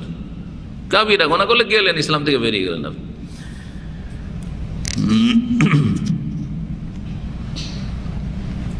আচ্ছা, যখন ইসলাম থেকে বের হয়নি, তাহলে ওকে যদি আল্লাহ আযাব দেন গুনহার ওপর, তাহলে ফালাইয়ু খাল্লাদ বিন্নার, চিরস্থায়ী জাহান্নামী হবে না? কারণ ও যখন কাফের নয়, তো চিরস্থায়ী কেন জাহান্নামী হবে? কথা ঠিক না? কিন্তু হাদিস বলছে যে জান্নাত হারাম। জান্নাত হারাম মানে চিরস্থায়ী জাহান্নামী। তো এর কয়েকটা ব্যাখ্যা করা হয়েছে। ব্যাখ্যা শুনেন। একটি ব্যাখ্যা হচ্ছে, এটা যদি কেউ হালাল মনে করে, আপনি হারামকে হালাল মনে করে নিলেন। দেখেন, কেউ মদ খায় কিন্তু মনে করছে মদ খাওয়াটা আমি ভুল করছি, তাহলে সেই ব্যক্তি ফাসেক মুসলিম, তাই না? কিন্তু কেউ যদি মনে করে মদ আবার হারাম কিসের, আমার মন চাইছে খাচ্ছি, এটা কোনো হারাম না, পশ্চিমা দেশে থেকে থেকে এমন অভ্যাস হয়েছে, ওটাকে হালাল মনে করে নিয়েছে, তাহলে সে কাফের। সে কাফের। তার ওই কবরে সিজদা করা আর মূর্তিকে সিজদা করা লাগবে না, ও কাফের, মুরতাদ। কারণ আল্লাহর বিধানকে কি করলো? অস্বীকার করলো। আপনার পয়সা কেউ যদি খেয়ে নেয় আর মনে করে যে এটা হালাল আমার জন্য, অথচ তার কাছে কোনো দলিল নেই, আবেগে হালাল, তাহলে সে কি? কাফের। কারণ একটা শরীয়তের হারাম বিধানকে হালাল মনে করে নিল। এই যে আজকালকার জঙ্গি যারা, চরমপন্থী, তারা মুসলিমদের খুন করা, মুসলিম শাসক, তারপরে মুসলিম যেসব সরকারি অফিসার অথবা সরকারি বিচার বিভাগে যারা আছে, তাদেরকে কি বলে? তাকফির করে, কাফের বলে আখ্যায়িত করে, এবং তাদের রক্তকে হালাল মনে করে। মুসলিম শাসকদের বিভিন্ন গুনাহে জড়িয়ে থাকার কারণে, আর গুনাহে জড়িয়ে আছে, সে কারণে কি মনে করে? যে এরা তাগুত, এদের রক্ত হালাল, এদের রক্ত হালাল। দেখেন, রক্ত হারামের দলিল কোরআনে আছে, কিন্তু কোনো মুসলিমের রক্ত হালালের দলিল নেই, আর ও বলছে হালাল। তাহলে এই ব্যক্তি যখন হালাল মনে করলো, সুতরাং এই ব্যক্তি কাফের হয়ে যাবে। কি হয়ে যাবে? কাফের হয়ে যাবে। এই জন্য চরমপন্থী যারা জঙ্গি, কখনো কখনো কাফের হয়ে যাবে, সবসময় না হলেও। যখন দলিলের পরোয়া না করে আমি মনে করি যে যায় আজকাল যেসব শাসক আছে, জালেম আছে, এই সব কাফের, এই যে কাফের কাফের ফতোয়া দেওয়া, সহি আকীদার আলেম শুধু তাদের বাতিল ভ্রান্ত ধর্মের বিরুদ্ধে বলছে, তাদের ধর্ম ব্যবসার বিরুদ্ধে বলছে, আরে সে মিলাদের খেলাফ বলে, সে কিয়ামের খেলাফ বলে, হ্যাঁ সে এইরকম আর সেরকম, সুতরাং সে কাফের, সে দাজ্জাল। যদি এটা হালাল মনে করে, তার নিজেই কাফের হয়ে যাবে, নিজে কাফের। জি। তো যেই ব্যক্তি কোনো মানুষের ধন সম্পদ ভক্ষণ করে হালাল মনে করে, কাফের হয়ে যাবে। দ্বিতীয় ব্যাখ্যা করা হয়েছে যে এই হাদিসগুলো যেগুলোতে কঠিন শাস্তির কথা বলা হয়েছে, অথচ সেই ব্যক্তি কাফের হয়নি, কুফরি পর্যায়ে পৌঁছেনি, এটা হচ্ছে শাসনমূলক, ভয় দেখানোর জন্য, ভয় দেখানোর জন্য। যেমন আমরা ছেলে মেয়েদের তরবিয়তের ক্ষেত্রে দেখি, যখন খুব বেশি বাঁকা হচ্ছে তখন শক্ত ভাষায় ভয় দেখায়, কিন্তু যতটা শক্ত ভাষা ব্যবহার করি ততটা প্র্যাকটিক্যালি করি না। বদমাইশি করছে আপনার ছেলে, বদমাইশি করছে, মুখে বললেন, বারবার বলছেন, বুঝাইছেন, ধমক টমকে দিলেন, কাজ হয় না, তখন বলছেন আচ্ছা ঠিক আছে, তুই বাড়িতে আয়, তোর হাড় গুঁড়া করে দেবো, তোর হাড়ি ভেঙে দেবো। ভাঙবেন? ভাঙবেন না। হয়তো দু চারটা বাড়ি দিবেন, একটু জোরেই দিবেন, কিন্তু হাড়ি কখনো ভাঙবেন না। ঠিক ওই রকমই রাসূলুল্লাহ সাল্লাল্লাহু আলাইহি ওয়াসাল্লাম বলেছেন যে আল্লাহ এত রাগান্বিত বেঈমান আত্মসাৎকারী সম্পর্কে, তার ওপর যে তার জন্য জান্নাতকে হারাম এবং জাহান্নাম ফরজ করে দিয়েছেন। আল্লাহ বলেন চিরকালের জন্য ফরজ করেননি, কিন্তু সেটা দীর্ঘকাল কিছু কাল হতে পারে, আবার আল্লাহর রহমতে অনেক নেক আমলের কারণে সে অব্যাহতি পেতে পারে। নেকি দেওয়ার পরেও নেকি আছে জান্নাতে যাওয়ার সমান, নেকি দিয়ে রাজি করে দিতে পেরেছে, কিয়ামতের দিনে নেকি দিয়ে পেমেন্ট করতে হবে, তাহলে জান্নাতে যাবে। তাই বলছেন যে ইন্নামা কোসেদা বিহা আত-তাখউইফ ওয়া যাজর, ধমক দেওয়া এবং ভীতি প্রদর্শন উদ্দেশ্য এই হাদিসগুলি। জি হ্যাঁ, আসল উদ্দেশ্য নয়। জি, কেউ কেউ বলেছে এই হাদিসগুলি যেমনভাবে এসছে ওইভাবে আমরা বিশ্বাস করব, যেমনভাবে হাদিসের ভাষা ওইভাবে আমরা কি করব, বিশ্বাস করি, এর বেশি কিছু বলবো না। জান্নাত হারাম, জাহান্নাম ওয়াজিব, এখন স্যার স্থায়ী না অস্থায়ী কিচ্ছু বলবো না, সাইলেন্ট, অতিরিক্ত কিছু বলবো না।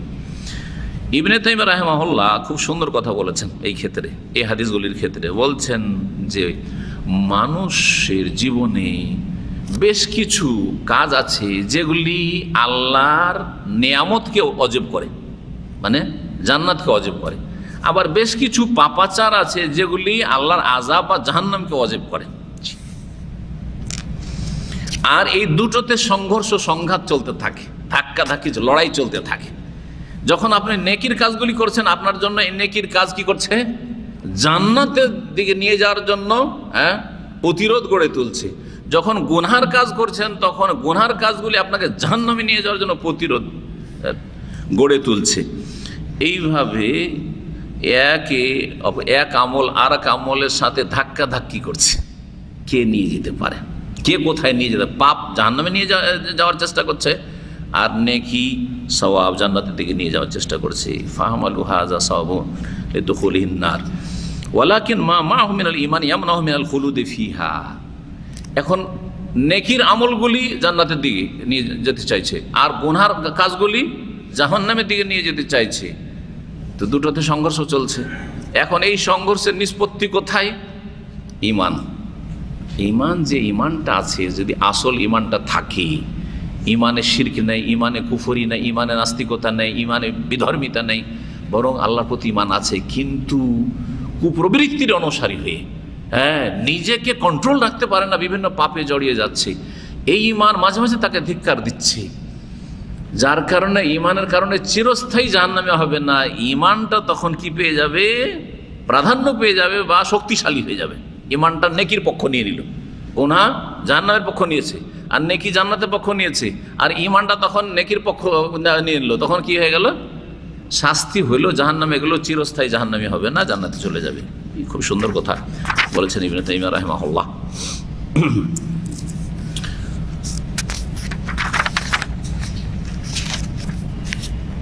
1228 নম্বর হাদিস, জাবের রাদিয়াল্লাহু তাআলা থেকে বর্ণিত, বলছেন তিনি, আন্না রাসূলুল্লাহ সাল্লাল্লাহু আলাইহি ওয়াসাল্লাম قال من حلف على منبري هذا بيمين آثمة তাবাওয়া মাকআদাহু মিনান নার, রাওয়াহু আহমদ ওয়া আবু দাউদ ওয়া নাসাঈ ওয়া সাহিহ ইবনে হিব্বান। বলছেন রাসূলুল্লাহ সাল্লাল্লাহু আলাইহি ওয়াসাল্লাম, যেই ব্যক্তি আমার এই মেম্বারে উঠে কসম করবে, বেয়ামিনিন আসেমা, গুনহার কসম মানে মিথ্যা কসম। গুনহার কসম কোনটা? মিথ্যা কসম। মিথ্যা কসম করবে যে আমার মেম্বারে উঠে, কোন একটা অপরাধ করেছে, বলছে অপরাধ করিনি, আর মেম্বারে চড়ে, তাও নবী সাল্লাল্লাহু আলাইহি ওয়াসাল্লাম মেম্বার কোনটা? মসজিদ নবীর মেম্বার। উদ্দেশ্য হচ্ছে মসজিদে নবীর মেম্বার। যদিও নবী সাল্লাল্লাহু আলাইহি ওয়াসাল্লামের যুগে যে মেম্বারটা ছিল, ওই মেম্বার থেকে সরে গিয়ে অন্য মেম্বার তৈরি করা হয়েছে, কিন্তু উদ্দেশ্য হচ্ছে মসজিদ নবীর মেম্বারে চেপে কেউ যদি মিথ্যা কসম করে, তাহলে তার শাস্তি, এত বড় কাবিরা গুনাহ করলো, যে কোনো জায়গায় কসম করলে কাবিরা গুনাহ, মিথ্যা কসম করলে, মিথ্যা কসম করলে, কিন্তু এই ব্যক্তি মোবারক জায়গায়, গুরুত্বপূর্ণ জায়গায়, ফজিলতপূর্ণ জায়গায় কসম করেছে, সুতরাং সেই কসমটা আরো অকাট্য শক্ত হয়ে গেছে, যার ফলে তাবাওয়া মাকআদাহু মিনান নার বা ফালিয়াতাবাওয়া মাকআদাহু মিনান নার, সে যেন তার স্থান জাহান্নামের আগুনে তৈরি করে নিল। সুবহানাল্লাহ। সে মেম্বারে চড়ে মিথ্যা কসম করেনি, সে জাহান্নামে নিজের স্থান তৈরি করে নিয়েছে, জাহান্নামে সে নিজের স্থান তৈরি করে নিয়েছে। এই শাস্তির কথা রয়েছে যারা জাল জয়ীব কথা নবী সাল্লাল্লাহু আলাইহি ওয়াসাল্লাম সাহেবের সাথে সম্পর্কিত করে বয়ান করে, জাল ধর্মের প্রচার প্রসার করে, মিথ্যা ভুয়া কিচ্ছা কাহিনী দিয়ে ধর্মকর্ম প্রচার করে, যারা জাল হাদিস বয়ান করে, মান কাযাবা আলাইয়া মুতাআম্মিদান ফালিয়াতাবা মাকআদাহু মিনান নার, সহিহ মুসলিম। যেই ব্যক্তি আমার সম্পর্কে জেনে শুনে এগুলো জাল কথা, সব কিচ্ছা কাহিনী, সব উদ্ভট কথাবার্তা এগুলো বয়ান করে বেড়ায়, এগুলো দিয়ে মাহফিল করে বেড়াচ্ছে, এগুলো দিয়ে টাকা ইনকাম করে বেড়াচ্ছে বক্তারা, ফালিয়াতাবা মাকআদাহু মিনান নার, সে যেন জাহান্নামে তার স্থান তৈরি করে নেয়। একবার আল্লাহ রাস্তায় বেরিয়ে গেলে 49 কোটি নাকি, শুনেছেন না শোনেননি? সংখ্যাটা ঠিক আছে না? 49 কোটি। 49 কোটি কোথায় আছে? এই বিধান আসমানও নেই, জমিনও নেই, কোথাও নেই। এই বেদাতীদের কাছে আছে। কথা বোঝা গেছে? জাহান্নামে যেতে হবে এসব মিথ্যা কথা শুনিয়ে মানুষকে প্ররোচিত করা, মানুষকে উৎসাহিত করা, ভালো কাজে না মিথ্যা কথা দেওয়া। কোরআন হাদিস যথেষ্ট নয় আমাদের জন্য? ওহী যথেষ্ট নয়?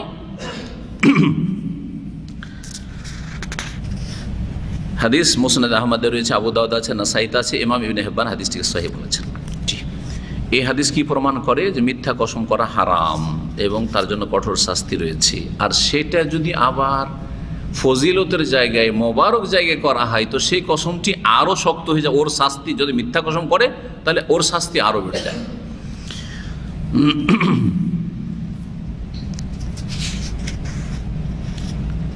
এখন মাসলা আমাদের কাছে থাকলো যে কোনো কসমকে শক্ত করা জায়েজ কিনা, না এমনি নর্মালি কসম দিয়ে দিতে হবে?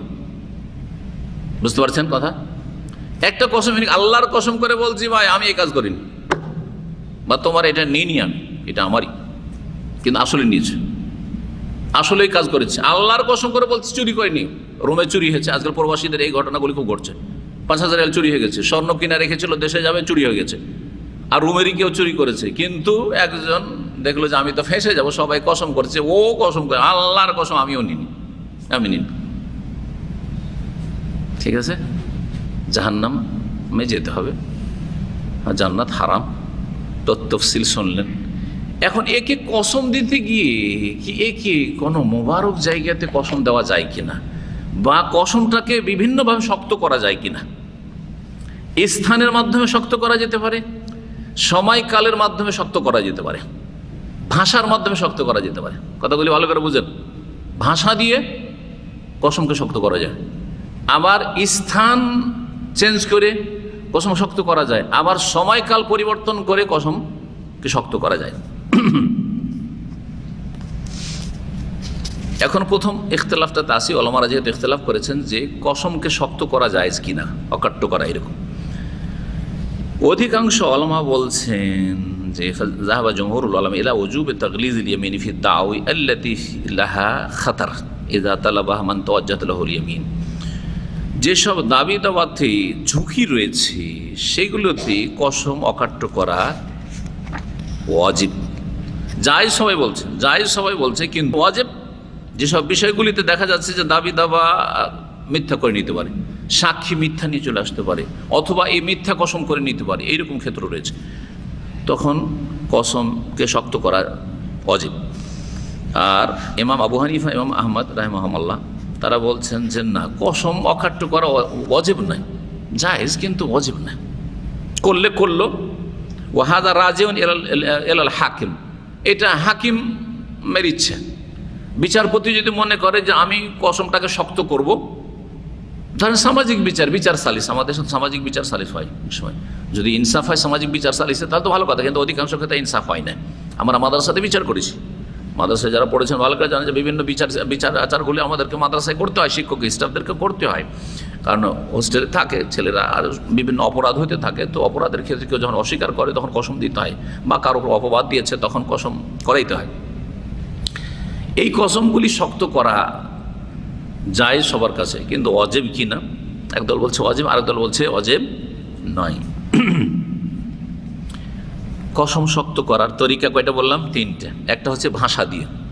ভাষা দিয়ে উদাহরণ ভাষ্যকার লিখছেন, ওয়াল্লাহিল্লাযী লা ইলাহা ইল্লা হুয়া আলিমুল গায়বি ওয়াশ শাহাদা আর রহমানুর রহিম আল গালিব আত তালিব আদ দার আন নাফি আল্লাযী আলামু খায়িনাতাল আয়ুন ওয়া মা তুখফি সুদূর। অনেক লম্বা করে দিয়েছে, আমি ছোট্ট করে বলি। আল্লাহর কসম শুধু বললেন না, ওয়াল্লাহিল্লাযী লা ইলাহা গায়রুহু, সেই আল্লাহর কসম করে বলছে যার ছাড়া কোনো সত্য ইলাহ নেই।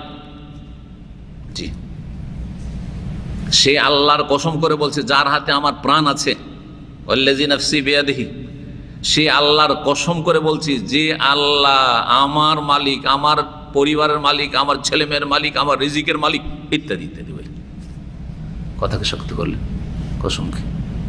দুটোতে পার্থক্য আছে।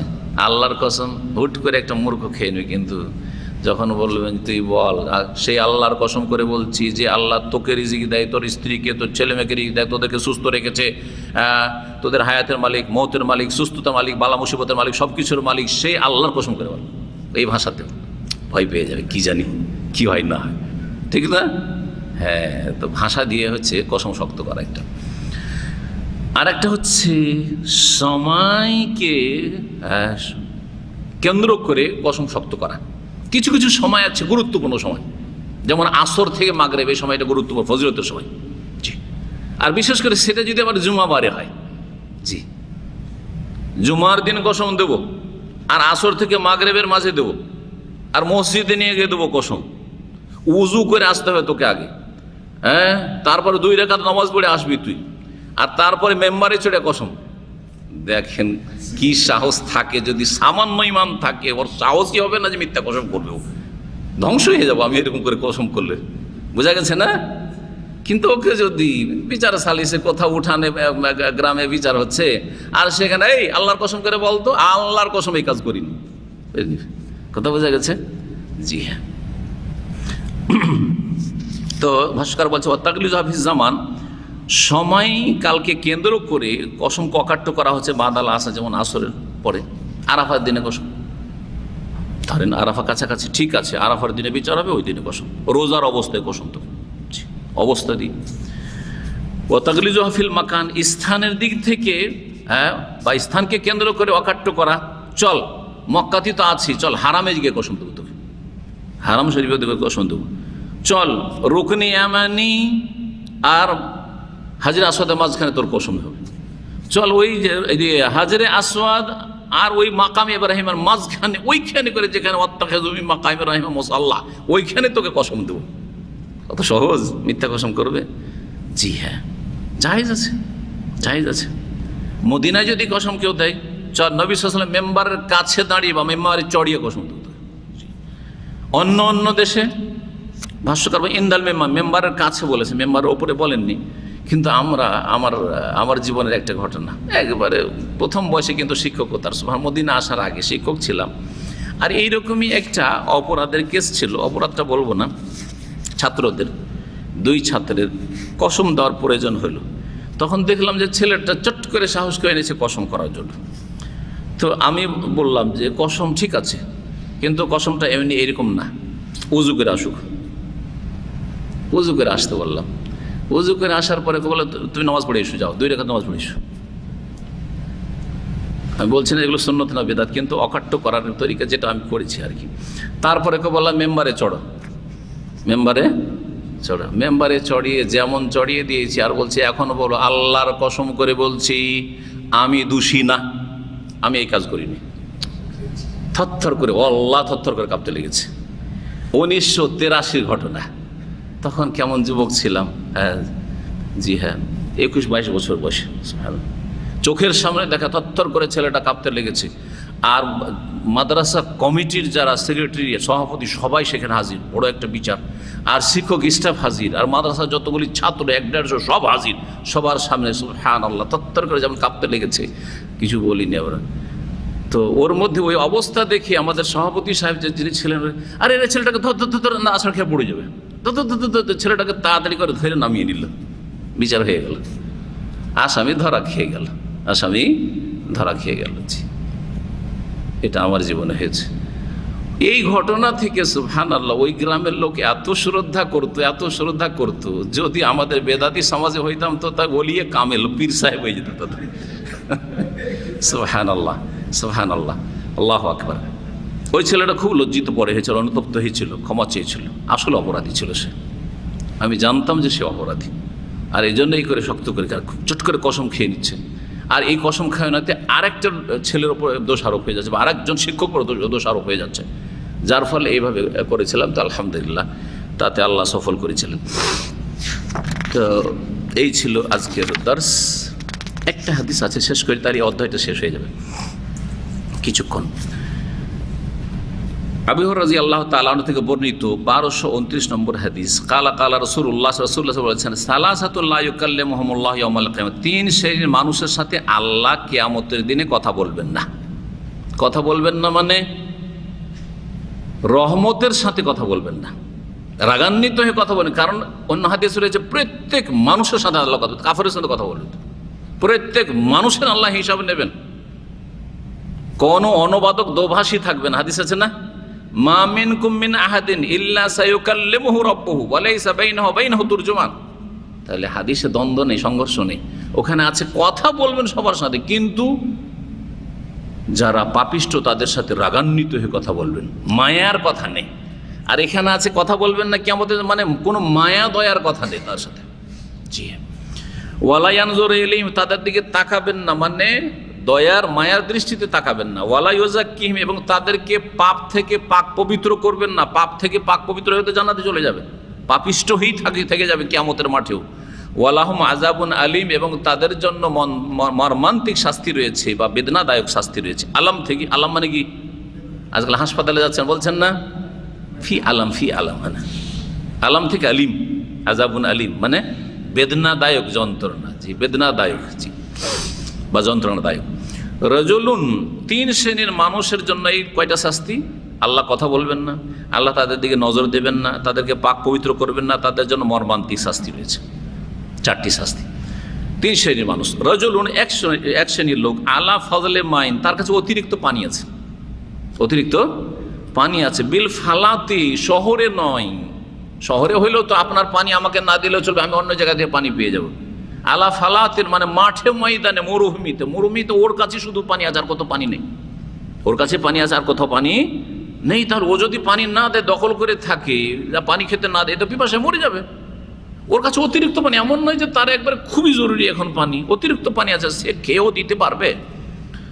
কিন্তু ইয়ামনাহু মিন ইবনিস সাবিল, মুসাফিরকে বাধা দেয় ওই পানিতে যেতে। না, এই পানি আমার দখলে, তোকে পানি খেতে দেবো না, হ্যাঁ, তোকে, তোর গরুকে এখানে পানি খাওয়াতে দেবো না, তোর ছাগলকে এখানে পানি খেতে দেবো না, তোর উটকে এখানে পানি পান করতে দেবো না, এইরকম যদি করে আল্লাহ এত রাগান্বিত হবে। এই এক শ্রেণী লোক।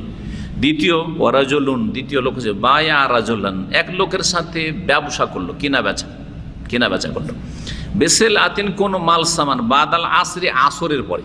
তাহলে বোঝা গেল আসর পরের সময়টা গুরুত্বপূর্ণ সময়।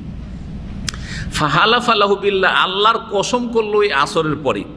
লা আখাযাহা বিকাযা ওয়া কাযা, এত দামে কিনেছি, এত দামে কিনেছি। ভাই লাভ নাই রে ভাই, 1 পয়সা লাভ নাই, আপনাকে দামে দামে দিয়ে দিচ্ছি, এই দামে দিলে আমি লস খেয়ে যাব। আজকাল দোকানদারও বলে না, দোকানদারদেরকে আমি পরীক্ষা করে দেখেছি, হয় অপরিচিত লোকের কাছে কেনেন আর দর কষাকষি করে কেনেন, তাহলে ঠকবেন না। আর নাহলে খুব খাতিরের লোকের সাথে কেনেন যে আপনাকে মিথ্যা বলবে না। আর মাঝামাঝি যাদের সাথে কিছু পরিচয় আছে ওদের কাছে যদি কেনেন, ভদ্রতার খাতিরে দর দামও করতে পারছেন না, হ্যাঁ, ভাবছেন যে তো পরিচয় আছে, কি করে লজ্জায় বলবে যে একটু কমান, একটু ডিসকাউন্ট করেন, বলতেও লজ্জা লাগে। আর ও দেখছে যে কাজ হয়ে গেছে, সাক্ষ্য পেয়ে গেছি, ভদ্র মানুষ, একে যা বলবো তাই পকেট থেকে বের করে দেবে, ঠকে, এরকম লোক ঠকে। এই জন্য আমি দুনিয়াবি ক্ষেত্রে এখন তো কেনাকাটা কমিয়ে দিয়েছি, কিন্তু যখন করতাম, এটা আমি অভিজ্ঞতা বলছি আপনাদেরকে, হালকা পরিচিত লোকের কাছে কিনি না, হয় অপরিচিত লোকের কাছে কিনবো, আর না হলে খুব পরিচিত লোকের কাছে কিনবো, আস্থা আছে ও আমাকে মিথ্যা বলবে না। ইয়ে কসম করে, কত যে কসম ভাই আপনার কাছে, আরে দরদাম করার কোনো প্রয়োজন আছে নাকি? আপনাকে আবার দাম বলতে হয়, আরে নিয়ে ফেলেন, আপনি যা হয় একটা দিয়ে দিবেন, মিথ্যুক যা হয় একটা দিয়ে দেবেন, দাম ওটি দেন তো, 20 টাকা যে 10 টাকা দেন তো রাজি হবে? এইভাবে ধোকা দেয়। জি, কসম করে বলছে আসর পরে যে আমি এই দামে কিনেছি, এই দামে কিনেছি। ফাসাদ্দাকাহু, যখন এত কসম করেছে তখন লোকটা, ক্রেতা বিশ্বাস করে নিল। ওয়াহু আলা গায়রি যালিক, অথচ মৃত্যু, হ্যাঁ, বিশ্বাস করলো তার মিথ্যা কথার ওপর। তাহলে 4টি শাস্তি এইরকম মিথ্যুক ব্যবসায়ীর জন্য। এই জন্য কিয়ামতের সম্পর্কে হাদিস আছে, ইন্নাত তুজ্জারা ইউবাসুনা ইয়াউমাল কিয়ামাতি ফুজ্জারা ইল্লা মান বাররা ওয়া সাদাক। ব্যবসায়ী যারা, হ্যাঁ, বিজনেসম্যান, তারা কিয়ামতের দিনে ফাজের, ফাসেক, পাপিষ্ট হয়ে উঠবে। ইল্লা, তবে একমাত্র ওই সব বিজনেসম্যান, মান বাররা, যে নেকির কাজ করেছে তার ব্যবসা বিজনেস দিয়ে, ওয়া সাদাকা, এবং সত্য কথা বলেছে, সত্য কথা বলেছে। আজকাল ওয়ার্কশপে কাজের জন্য যান, কিচ্ছু নেই কাজের, একটা তার হয়তো জড়িয়ে দিতে হয়, বলছে যে অনেক কাজ আছে, রেখে যান আপনি, যদি আপনার সামনে ধোকা না দিতে পারে, বলছেন না কিছু কাজ কাম করতে হবে, আমার আর অন্যান্য কাজ আছে, আপনি রেখে যান, বিকেলে দিয়ে যান বা কালকে নিয়ে যান। আপনি যেমনই বেরিয়ে গেছেন তেমনই তারটা লাগিয়ে দিল 500 রিয়াল। অনেক কাজ করতে হয়েছে আপনার গাড়িতে, বুঝা গেছে। এসি ভালো এসি, বলছেন না না না এসি চলবে না, এর নিয়ে গিয়ে হারাজে বিক্রি করতে হবে, লাভ নেই। আপনি চিন্তা করলে যে সত্যি এসি টেকনিশিয়ান ভাইরা নাই, এইগুলো জানে, ওরা জানে। কিন্তু আলহামদুলিল্লাহ আমাদের যারা সেন্টার আসে আলহামদুলিল্লাহ আমার মাশাআল্লাহ। কি বলছিলাম, দ্বিতীয় ব্যক্তি হয়ে গেল। তৃতীয় ব্যক্তি রাজুলুন বায়া ইমামান, আর এক লোক, সে হচ্ছে দেশের নাগরিক। বায়া ইমামান, একজন ইমাম মানে শাসকের সাথে, রাষ্ট্রনেতার সাথে বায়াত করল। ইসলামে বায়াত আছে রাষ্ট্রনেতার, কার বায়াত আছে? রাষ্ট্রনেতার। পীর মুরিদিও বায়াত নেই, আর সংগঠনের আমিরে জামাতেরও বায়াত নেই, দুটোই বেদাত। পীর মুরিদের বায়াতও বেদাত, আর সংগঠনের বায়াতও বেদাত, কিন্তু সাবধান। ওয়ারাজুলুন বায়া ইমামান, এক লোক বায়াত করলো, ইমাম মানে ইমামে আজম, মুসলিম শাসক। তার নাম রাষ্ট্রপতি হইতে পারে, প্রধানমন্ত্রী হইতে পারে, তার নাম রাজাও হইতে পারে, তার নাম খলিফা হইতে পারে, তার নাম সুলতান হইতে পারে, কিছু হইতে পারে।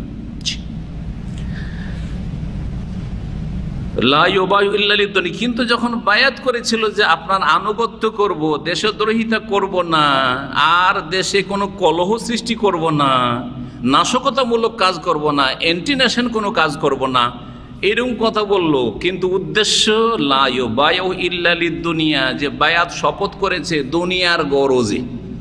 ওকে যদি কিছু চারা পানি খেতে দেয় সরকার, বা সরকার ওই শাসক দল গণতন্ত্রের পদ্ধতিতে, তাহলে তো ভালোই ভালো। ফাইন আতাহু মিনহা ওয়াফা, যদি তাকে কিছু খেতে দেয় তাহলে সে তার ওয়াদা বা বায়াতকে পূর্ণ করলো।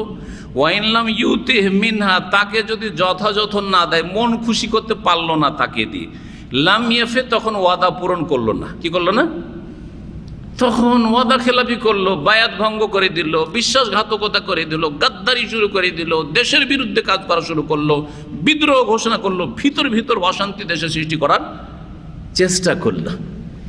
আজকাল এই গণতান্ত্রিক পদ্ধতিতে যে সিস্টেমটা আছে, তাতে একটা জিনিস আমি দেখলাম, যে কিছু লোক জিতলো ধরেন একটা পার্টি থেকে, জিতার পরে ওই পার্টির সাথে তার পোষাইলো না, খেয়ে দেয়। তখন কি করছে? জিতলো এক পার্টির নামে, কিন্তু আর এক পার্টিতে গিয়ে ভিড়ে গেল, করছে না? আর তারপরে এইরকম 2-4-10টা এই দিক থেকে ওই দিকে সরতে সরতে কি হয়ে গেল, এদের ক্ষমতা হারিয়ে ফেললো। আর এক দল তখন কি করলো, সরকার গঠন করলো। দেখছেন না? আচ্ছা, এটা কেমন, কি জন্য? তাহলে গণতান্ত্রিক যে এই গদির লড়াই, সেটা হচ্ছে পেটের লড়াই, পেটের লড়াই, নিছক পেটের লড়াই।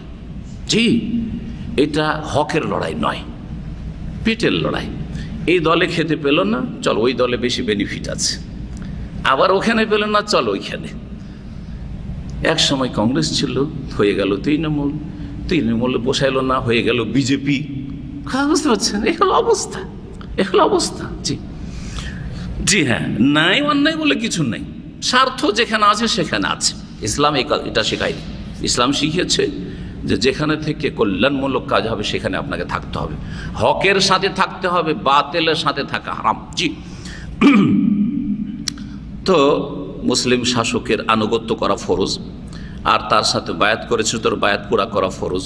আপনার সুবিধায় হোক আর অসুবিধায় হোক, হ্যাঁ, আপনি খুশ থাকেন আর না খুশ থাকেন, ফিল মানশাতি ওয়াল মাকরাহি, অন্য হাদিসে রয়েছে যে আপনাকে পছন্দ লাগুক আর না লাগুক, অনেক অপ্রীতিকর কাজ হচ্ছে, অসন্তোষজনক কাজ হচ্ছে, ভালো কাজ করছেন, অবিচার করে দিচ্ছেন, তারপরে আপনাকে কি করতে হবে? আপনার বায়াতের উপর অটল থাকতে হবে। বিদ্রোহ ঘোষণা করা যাবে না, নাশকতামূলক কাজ করা যাবে না, দেশের বিরুদ্ধে কোনো ধরনের পদক্ষেপ ওঠানো যাবে না। আল্লাহ রাব্বুল যেন এইসব অনিষ্ট থেকে হেফাজত করেন, মুসলিম দেশগুলিতে শান্তি প্রতিষ্ঠা রাখার তৌফিক দান করেন, এবং আল্লাহ রাব্বুল আমাদের সমস্ত বালা মুসিবত থেকে হেফাজতে রাখেন। সুবহান রাব্বিকা রাব্বিল ইজ্জাতি আম্মা ইয়াসিফুন ওয়া সালামুন আলাল মুরসালিন ওয়ালহামদুলিল্লাহি রাব্বিল আলামিন। আর এক বাবলা গাছ না, বাবলা গাছ তো আমার দেশে মারো, বাবলা গাছেরও আমার দেশে মিসক করে। এখন আরাক যেহেতু আমাদের দেশের নেই, তখন অনুবাদক ওইভাবে অনুবাদ করেছে ভুল। ও ওইটা, আচ্ছা আচ্ছা, ওইটার অর্থ বলছেন আরাক না, আরাক বাবলা মোটেই না। বাবলা গাছকে উর্দুতে বাবুল গাছ বলে। আপনারা কি বলেন? বাবলা বলেন না? আমরা বাংলাতে বাবলাই বলি। হ্যাঁ, কে কে? ও আচ্ছা আচ্ছা, আমাদের আইয়ুব ভাইয়ের ফুফাতো ভাই অসুস্থ আছে, অপারেশন হয়েছে, দোয়া চাইছেন, আল্লাহ যেন শেফা দান করেন, সুস্থতা দান করেন। আল্লাহ সমস্ত মুমিন ভাই বোনদেরকে আল্লাহ যেন হেফাজতে রাখেন, বিশেষ করে যারা এখানে আছেন তাদের আত্মীয় স্বজন ছেলে মেয়ে আল্লাহ যেন ভালো রাখেন। যে শফাউল্লাহ।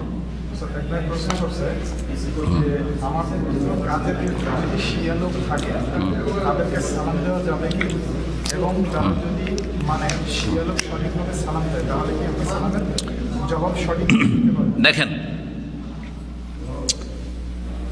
যে কোনো অসৎ লোক বা বদআকিদার লোক যদি আপনাকে সালাম দেয় তো সালামের উত্তর দেবেন। এখন সালাম দেওয়া যাবে কিনা, যারা কাফের তাকে সালাম দেওয়া যাবে না, একমাত্র মুসলিমকে সালাম দেওয়া যাবে।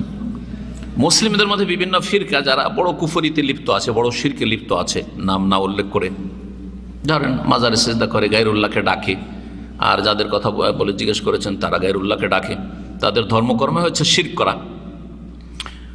তো ওদেরকে সালাম দেওয়ার ব্যাপারে আপনাকে দেখতে হবে।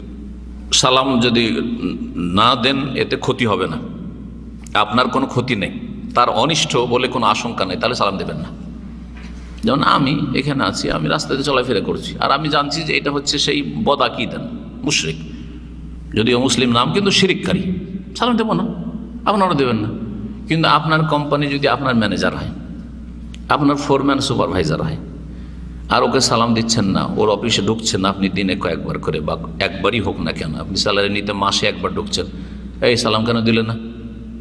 আর যদি সত্য বলেন যে তোমার আকীদা শিরকি সেজন্য সালাম দিই না, তা আপনার ভাত থাকবে? তো ইসলাম এরকম লা দারারা ওয়ালা দিরারা হাদিস রয়েছে যে নিজেরও ক্ষতি করিও না, অপরেরও ক্ষতি করিও না, নিজেরও ক্ষতি করিও না, অপরেরও ক্ষতি করিও না। সেই জন্য এই ধরনের প্রশ্নগুলির উত্তর এইভাবে, হ্যাঁ অমুক দলকে ধরেন দেওয়ানবাগী লোককে সালাম দেওয়া যাবে কিনা, এটা কথা হইলো, দেখতে হবে। এখন দেওয়ানবাগীর লোককে এমনি সালাম দেবো না, 18 এমনি সালাম দেবো না, কিন্তু কথা হচ্ছে যে সালাম না দিয়ে যদি ইসলামের ক্ষতি হয় বা আমার ক্ষতি হয়, আপনার ক্ষতি হয়, তাহলে সালাম দিতে হবে। তাহলে সালাম, যদিও শিরকি আকীদার লোক, আজকাল সবই তো বেনামাজি তো কাফের সঠিক মতে, তো বেনামাজিকে সালাম না দেওয়াই তো আসল, কিন্তু সালাম না দিলে উপায় নেই। আমার বিল্ডিংয়ে, এত বড় বিল্ডিং আর খুব ভদ্র এলাকায়, মাশাআল্লাহ, এমন নাই যে সব কোনো বাটমার লোক বাস করে, ভদ্র লোক বাস করে ব্যবহার চরিত্রের ক্ষেত্রে, কিন্তু নামাজ মাত্র আমার পরিবারের পরে আর একটা ফ্যামিলি নামাজ পড়ে, দুটো বললে চলবে, এখন যেটা আরেকটা এসছে নামাজি, বাকি অন্তত 20-30 জন থাকি, কেউ নামাজ পড়ে না। এখন রাস্তায় লিফটে নামা ওঠা হচ্ছে, রাস্তায় দেখা হচ্ছে, সালাম না দিলে কি হবে বলেন?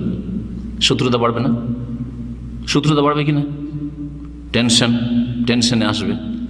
টেনশনে আসলে আমার না ক্ষতি করতে পারো, কিন্তু আমার সম্পর্কে তার একটা বিরূপ ধারণা হবে যে মোতাওয়ারা মনে হয় এইরকমই, হ্যাঁ রূঢ় আচরণ হয়, খারাপ আচরণ হয়, আমার কারণে যত ধার্মিক লোক সারা বিশ্বাসে সবাই বদনাম হবে।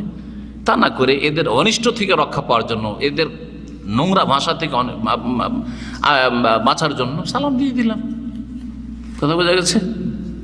জি। তো সালাম অনেক জায়গাতে এইরকম যারা বেদিন তাদেরকেও দিতে হচ্ছে। সমমানী আলেমরা যেভাবে একে অপরের সমালোচনা করে, সমমানী আলেম মানে কি বলছেন? সমমানী মানে শুধু প্রসিদ্ধ হইলে হয়ে যায়? জি, সহি আকীদার যদি আলেম না হয় তো আলেম নয়, সে জালেম। যারা নিজে দাল্লুন মুদিল্লুন, নিজেও গুমরাহ আর অন্যদেরকে গুমরাহ করছে, আকীদার ক্ষেত্রে, মানহাজের ক্ষেত্রে, কোনো ফিকহি মাসলার ইখতিলাফ নয়, তাদের থেকে উম্মতকে, জাতিকে সতর্ক করা ফরজ, জাতিকে সতর্ক করা ফরজ। এটা আপনাদের অজ্ঞতা, যে ব্যক্তি প্রশ্ন করেছেন ওর অজ্ঞতা, ও বুঝেই না যে কি সহি আকীদা আর কি বদ আকীদা। যদি আপনাদেরকে সতর্ক সাবধান না করা হয় তাহলে দেওয়ানবাগীর মাহফিলে চলে যাবেন না? 18 মাহফিলে যাবেন না আপনারা? হ্যাঁ, বেরেলবিদের মাহফিলে যাবেন না আপনি? বিদাতীদের মাহফিলে চলে যাবেন না? এই কেন তো সওয়াবেরই কাজ হচ্ছে, ইসলামের আলোচনায় হবে বলে চলে যাবেন, কারণ দিনের জ্ঞান নেই আপনাদের। সুতরাং আপনাদের সতর্ক করা জরুরি, সতর্ক করা জরুরি। জি হ্যাঁ। আর যারা সহি আকীদার আলেম, সহি আকীদার আলেমের বিরুদ্ধে যদি বলে তাহলে কি বোধ করছে? হ্যাঁ, কারণ আকীদার ইখতিলাফ নেই, তার সাথে তোমার ইখতিলাফ থাকলে হয় গদির ইখতিলাফ আছে, ক্ষমতার, নেতৃত্বের। আর না হলে তোমার সাথে স্বার্থের ইখতিলাফ আছে, এগুলো তোমার দুনিয়াদারি, পেট পূজা এগুলো। এটা হারাম। আপনার আকিদা সহি, ওর আকিদা সহি, তারপরেও মাহফিল করতে দেবেন না ওখানে। ও মাহফিলে গেলে আমি যাব না, এটা বর্জনীয় আমাদের কাছে। আলহামদুলিল্লাহ আমাদের ইসলামিক সেন্টার এর কোনো স্থান নেই, যারা এগুলো করে তাদের কোনো স্থান নেই এখানে, আলহামদুলিল্লাহ। জি, লেকচার এখন ব্যবসায় পরিণত হয়ে গেছে। কেউ লেকচার থেকে টাকা নেয়, আবার কেউ লেকচার ইউটিউব দিয়ে ব্যবসা করছে, তা কি ঠিক? হ্যাঁ, সবটাই হারাম। লেকচার দিয়ে টাকা নিচ্ছে, যদি শর্ত করে নেয় একবারে যে এত নেব, না হলে যাবো না, তো হারাম কাজ করছে। তারা পেট ব্যবসা করছে, ধর্ম ব্যবসা করছে। এই রকমের ইউটিউব দিয়ে ইনকাম করছে আর তাতে অশ্লীলতা ছড়াচ্ছে, এটা হারাম কাজ করছে, এটা হারাম কাজ করছে। আর আলহামদুলিল্লাহ আমরা করি না। যদি কারো সন্দেহ থাকে, আমাকে বেশ বিভিন্ন জায়গা থেকে আমার কাছে মেসেজ আসছে, যেহেতু অ্যাড আসছে তখন ওরা সন্দেহ করছে যে এতে হয়তো শেখও জড়িত আছে নাকি। আল্লাহ বলছি যে এগুলোর সাথে আমি জড়িত না। আমার বক্তব্য দিয়ে কেউ যদি পেট ব্যবসা করে সেটা তার ব্যাপার, আমি করি না, আলহামদুলিল্লাহ। কথা বোঝা গেছে। বাকি কথা হলো যে করবে সে তার হিসাব দেবে। জি, আমি আমার হিসাব দেবো, বোঝা গেছে। ইন হিসাবি ইল্লা আলা রব্বি, আমার হিসাব আমি দেবো, অন্যের হিসাব অন্য দেবে। কোন নাম বলার দরকার নেই, কে কী করছে, সারা বিশ্বে অনেকেই করছে, তবে সবার নাম বলার দরকার নেই। যে যা করছে আল্লাহ ইসলাম করা তৌফিক দিন, ব্যাস। জি, ইউটিউব ব্যবসা জায়েজ না, ইউটিউব ব্যবসা জায়েজ নাই, কারণ ওতে চরম অশ্লীলতা ছড়াচ্ছে, নোংরা ছবি আসছে, এগুলো নিশ্চয়ই দেখলে বুঝতে পারবেন আপনারা।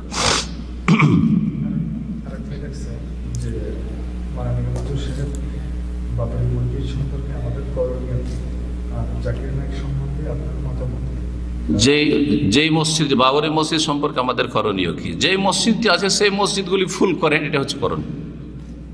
যে মসজিদগুলো আছে সেই মসজিদগুলো ফুল করেন, 5 ওয়াক্ত নামাজ পড়ে, এটা হচ্ছে আপনাদের কাজ। কথা বোঝা গেছে?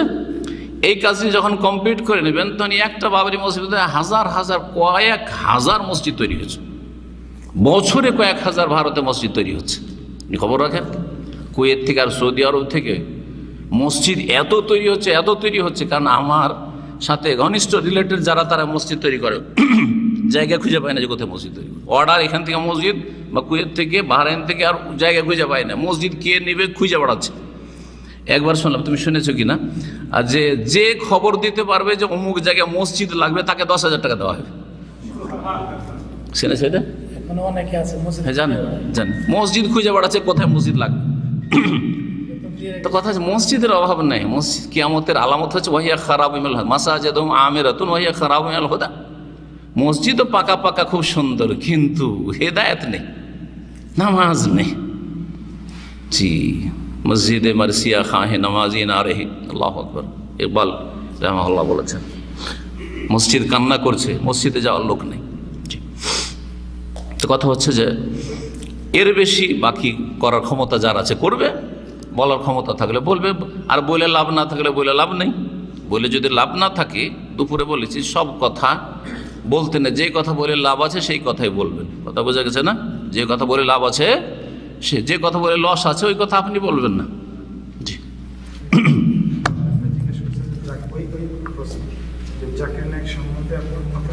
কি মতামত? কেন আমার মতেরই বা কোন মূল্য আছে? জাকির নায়েক ভালো মানুষ, মাশাআল্লাহ, দিনের দায়ী, আর অমুসলিমদের দাওয়াতের ক্ষেত্রে তার কোনো বিকল্প নেই। এই যুগে বিকল্প নেই। যদি 14 বছরে তো ভুল বলবো, কারণ অনেকে ছিল। ইবনুল কাইয়িম রাহমাতুল্লাহ আলাইহি গায়র মুসলিমদের দাওয়াতের তার কিতাব অনেক আছে, ইবনে তাইমিয়া রাহিমাহুল্লাহ অনেক আছে। তো কথা হচ্ছে এই যুগে তার বিকল্প নেই অমুসলিমদের দাওয়াতের ক্ষেত্রে। আর বাকি কথা হলো যে মানুষ ভুলের ঊর্ধ্বে নাই, তবে তার আকীদাগত কোনো ভুল আমি জানি না। আকীদাগত ভুল নাই, যেসব কথা লেখা হয়েছে, অনেক মিথ্যা কথা লেখা হয়েছে তার সম্পর্কে, বা ছড়ানো হয়েছে বিদাতীদের পক্ষ থেকে। তা মাসলা মাসাইলে ভুল থাকতে পারে। হুরের কোনো লিঙ্গ নেই বলেছেন, ভুল কথা এটা। হুরের কোনো লিঙ্গ নেই, হ্যাঁ, এটা ভুল বলেছেন। এইরকম বেশ কিছু ভুল থাকতে পারে মানুষের, কিন্তু মোটামুটি আলহামদুলিল্লাহ উনি যে কাজটা করেছেন অনেক বড় কাজ করেছেন, এবং আল্লাহ তার হেফাজত করেন। জি, জাযাকুমুল্লাহ খাইর।